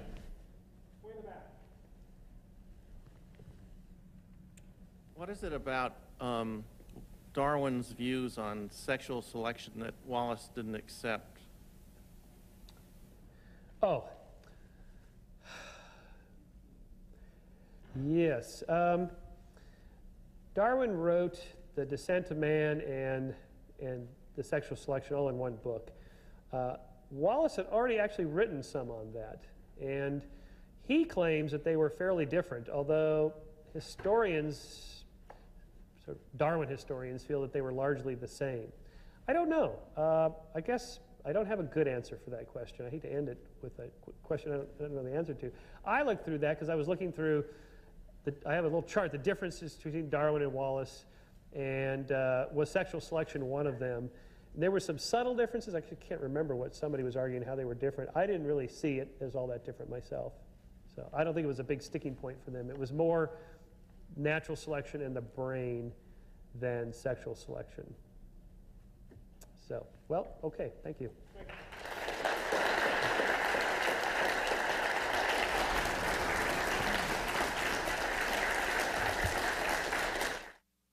Michael Shermer is director of the Skeptic Society and publisher of Skeptic magazine. In Darwin's Shadow is published by Oxford University Press, on the web at oup-usa.org.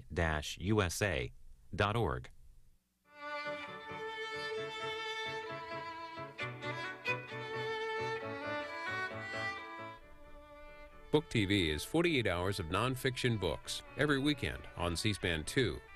Coming up at 2 p.m. Eastern, Saddam, King of Terror, London Daily Telegraph correspondent Con Coughlin's new biography of the Iraqi dictator. Then Edmund Morgan considers the life of Benjamin Franklin. Tonight on Book TV, Encore Book Notes with Arnold Rogo, author of A Fatal Friendship, Alexander Hamilton, and Aaron Burr. After that, on Public Lives, a look at muckraking journalist H.L. Mencken with Terry Teachout. And on History on Book TV, Irish journalist Ed Maloney examines the political maneuverings of Sinn Féin's Gerry Adams.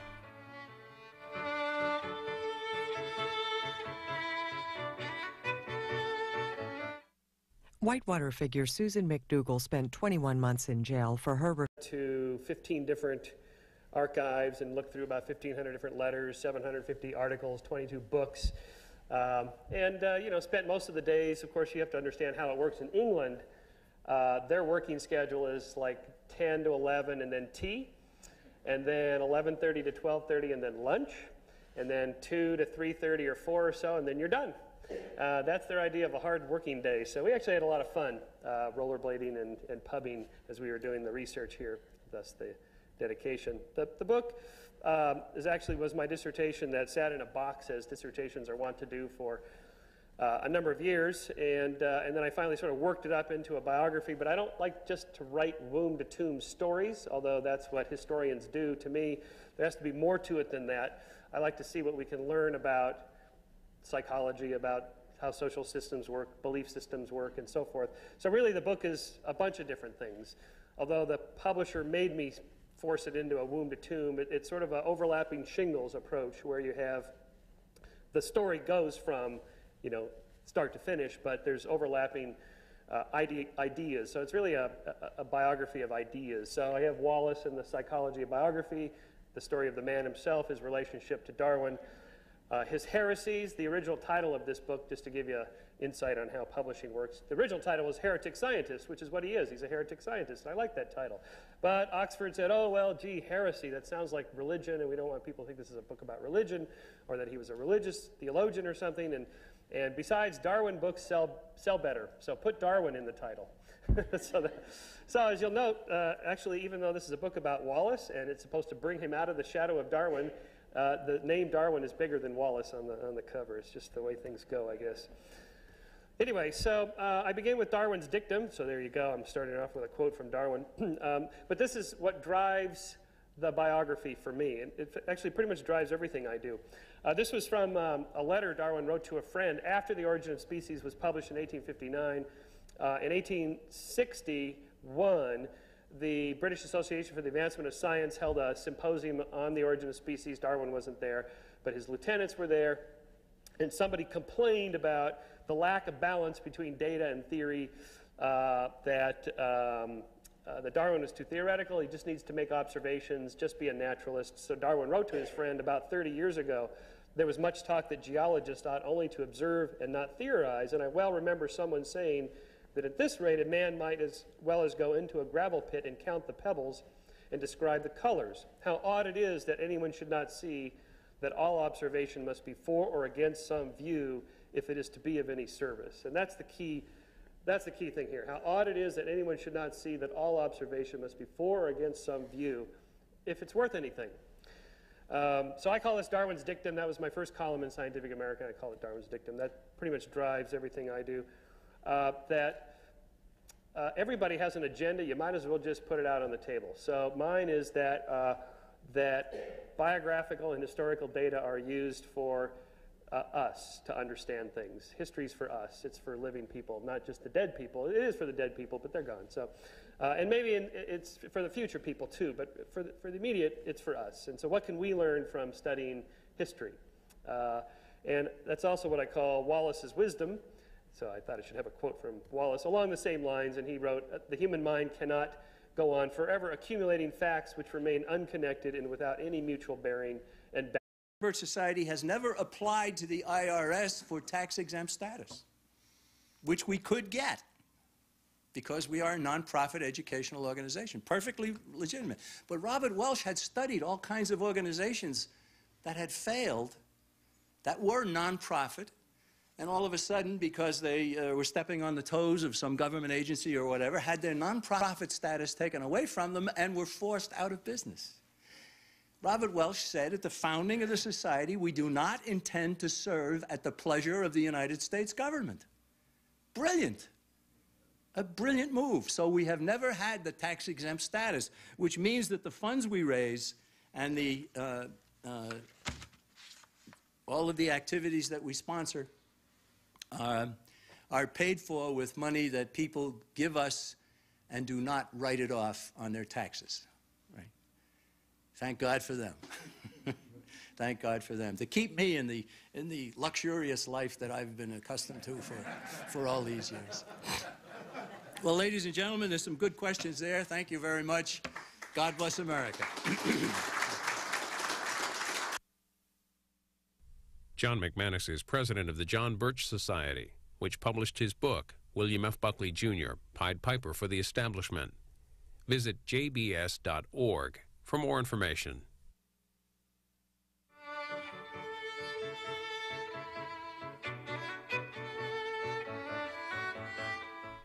You're watching Book TV on C-SPAN 2, created by the cable television industry. Coming up at noon Eastern, Michael Shermer goes In Darwin's Shadow to reveal the life and science of Alfred Russel Wallace. Then Saddam, King of Terror, London Daily Telegraph correspondent Con Coughlin's new biography of the Iraqi dictator. Tonight on Book TV, Encore Book Notes with Arnold Rogo, author of A Fatal Friendship, Alexander Hamilton, and Aaron Burr. After that, on Public Lives, a look at muckraking journalist H.L. Mencken with Terry Teachout. And on History on Book TV, Irish journalist Ed Maloney examines the political maneuverings of Sinn Féin's Gerry Adams.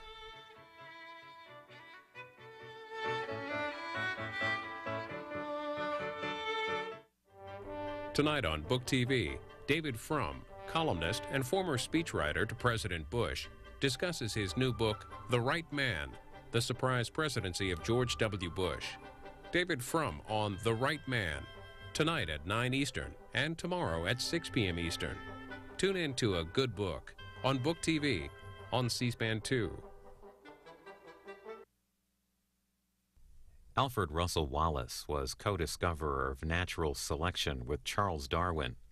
Skeptic magazine editor-in-chief Michael Shermer reviews the life of the Victorian scientist in a new biography called In Darwin's Shadow. This talk from Caltech is about an hour 40 minutes. The Wallace biography, actually, I guess I should, hang on for a second, turn that overhead light off there. Actually, Tom, could you hit that black light, the one in the center there? No, left. I'll tell you that one. Yep, there we go. Just so you can see the screen a little bit better for the PowerPoint. This was my doctoral dissertation done in the summer of 89 and 90. Kim and I went down together by no law. So you have to have data and theory, and that's the twin pillars, I think, of any good science. Whether it's historical science or experimental science, you've got to have data and theory. The facts don't speak for themselves. You have to have some theory that binds them together. But theory without data, of course, is hollow. So you need both. Just as brief examples of this, since Tom mentioned Sagan, I put this slide in here. Well, okay, I had it in there already.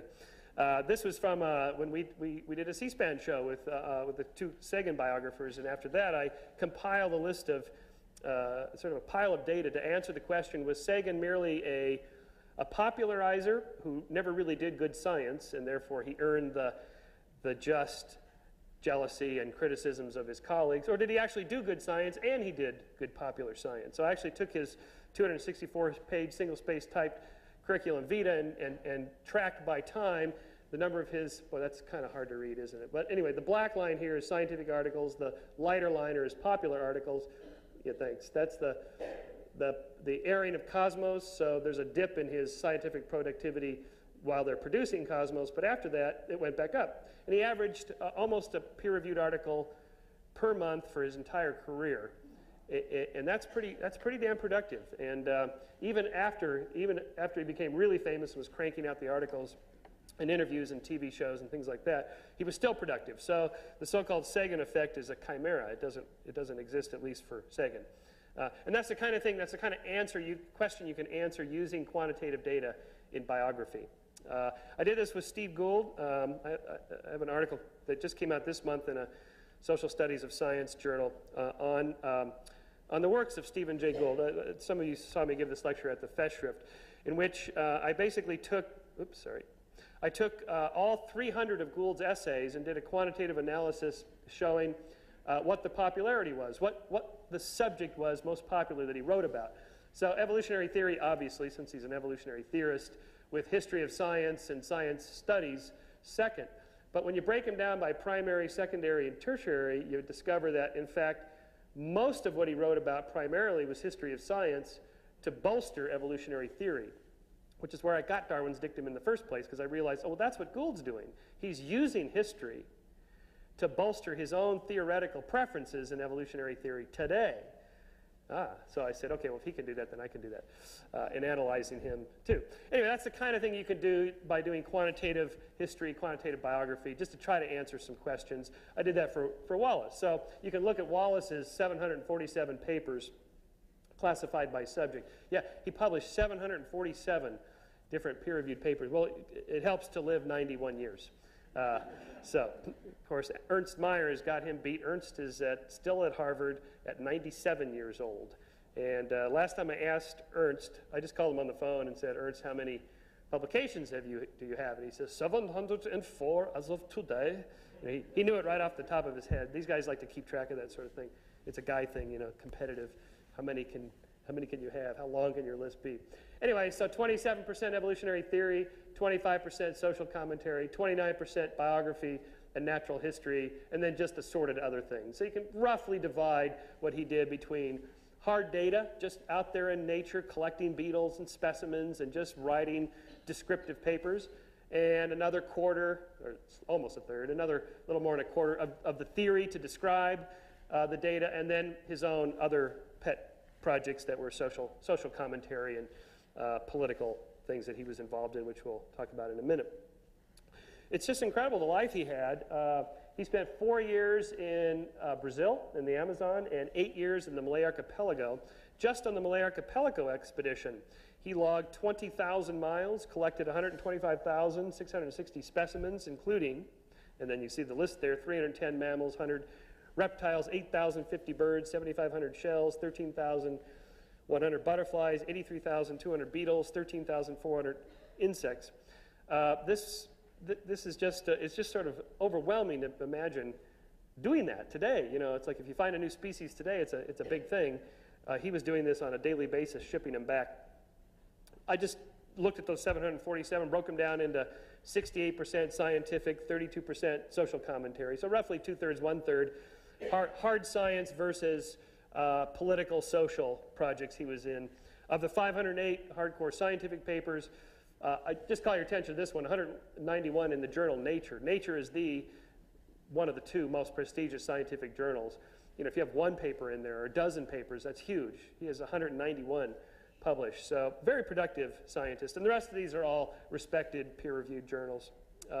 Same thing with the social commentaries. These are all big common newspapers and magazines that he wrote for. Land and Labor, he was big into the socialist movement, 19th century British socialist movement, the idea of nationalizing land and so on. He did quite a bit of work in that. Vaccination Inquiry, he was against vaccination. He claims he had data to show that vaccinating kids was not a good idea. It led to more disease, not less. And then a lot of just op-ed pieces in these daily newspapers, the Times of London and so forth. Oh, the Light and the Spiritualist, we'll talk about that. He got big into the spiritualist movement. His most popular books, you can actually go and do a citation search to see what it is that people most read in his own time. His book, Darwinism, was a theoretical work, and the Malay Archipelago was his travel book. So again, you see that data and theory, a nice balance there. Same thing with his papers. These are his 7 most cited papers. These are his theoretical papers here. These are quantitative papers. So again, he's balanced between data and theory. We're almost done with the boring data graphs, and we'll get to the life in a second here. Now, I just want to talk about for a minute about the psychology of Wallace. I was interested in what made him so open-minded enough to accept this radical new idea of evolution, in fact, become one of the driving forces behind it, along with Darwin. And there's always been this idea that the Darwinian revolution was a social class revolution. This is a Marxist interpretation of history, that this is a lower working class revolution from the bottom up. This is the kind of revolution that lower working class people would support, and that the upper aristocrats would not support. The problem is Darwin was from the landed gentry and had inherited wealth, and Wallace was lower working class. So how do these two jive? And the answer has always been that, well, Darwin was a tormented evolutionist. He was sort of sorry he had to make this great discovery as an upperclassman. He wasn't supposed to like it. In fact, that just isn't true. Frank Sulloway tested this. Tested this theory. This is a little bit hard to read, but basically laterborns and firstborns, the distinction was, and this is across social, like percent accepting evolution, socioeconomic class. So amongst laterborns there's almost no difference. Amongst firstborns there's a little bit of difference, but the huge difference is the acceptance rate between laterborns and firstborns. You've all heard me talk about, and heard Frank here talk about, these birth order differences. Firstborns being a little more conservative, a little more parent identified, more status quo oriented, less likely to accept radical new ideas than laterborns. Lots of different variables tweak it. Social class matters a little bit in interaction, but not nearly as much as these family dynamics. So in Frank's model, within family differences matter more than external socio-cultural aspects in where you're living. So in other words, when we ask why do you or I accept radical ideas, or maybe we're skeptical of radical ideas, is it because of our genes? Is it because of our parents, our family dynamics, the culture we live in, and so on? This is what social psychologists and personality psychologists study. So there's a way to answer that. This is one answer, is that at least in the Darwinian revolution, there's almost no social class differences at all. You can actually, Frank's the first historian to ever do this. It's just amazing to me. The data is there. No historian ever asked the question, is it true that more lower class people supported the Darwinian revolution than upper class people?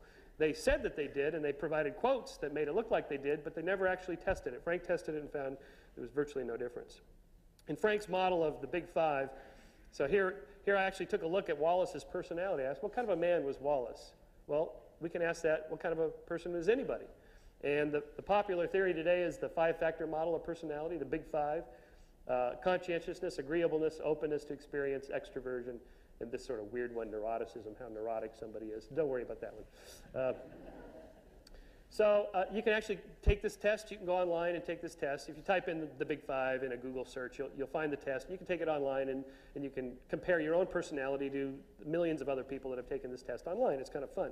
But instead of that, I see myself as someone who is ambitious, hardworking, lackadaisical, tough-minded, tender-minded, assertive, unassertive, and so forth. There's 50 of these different variables.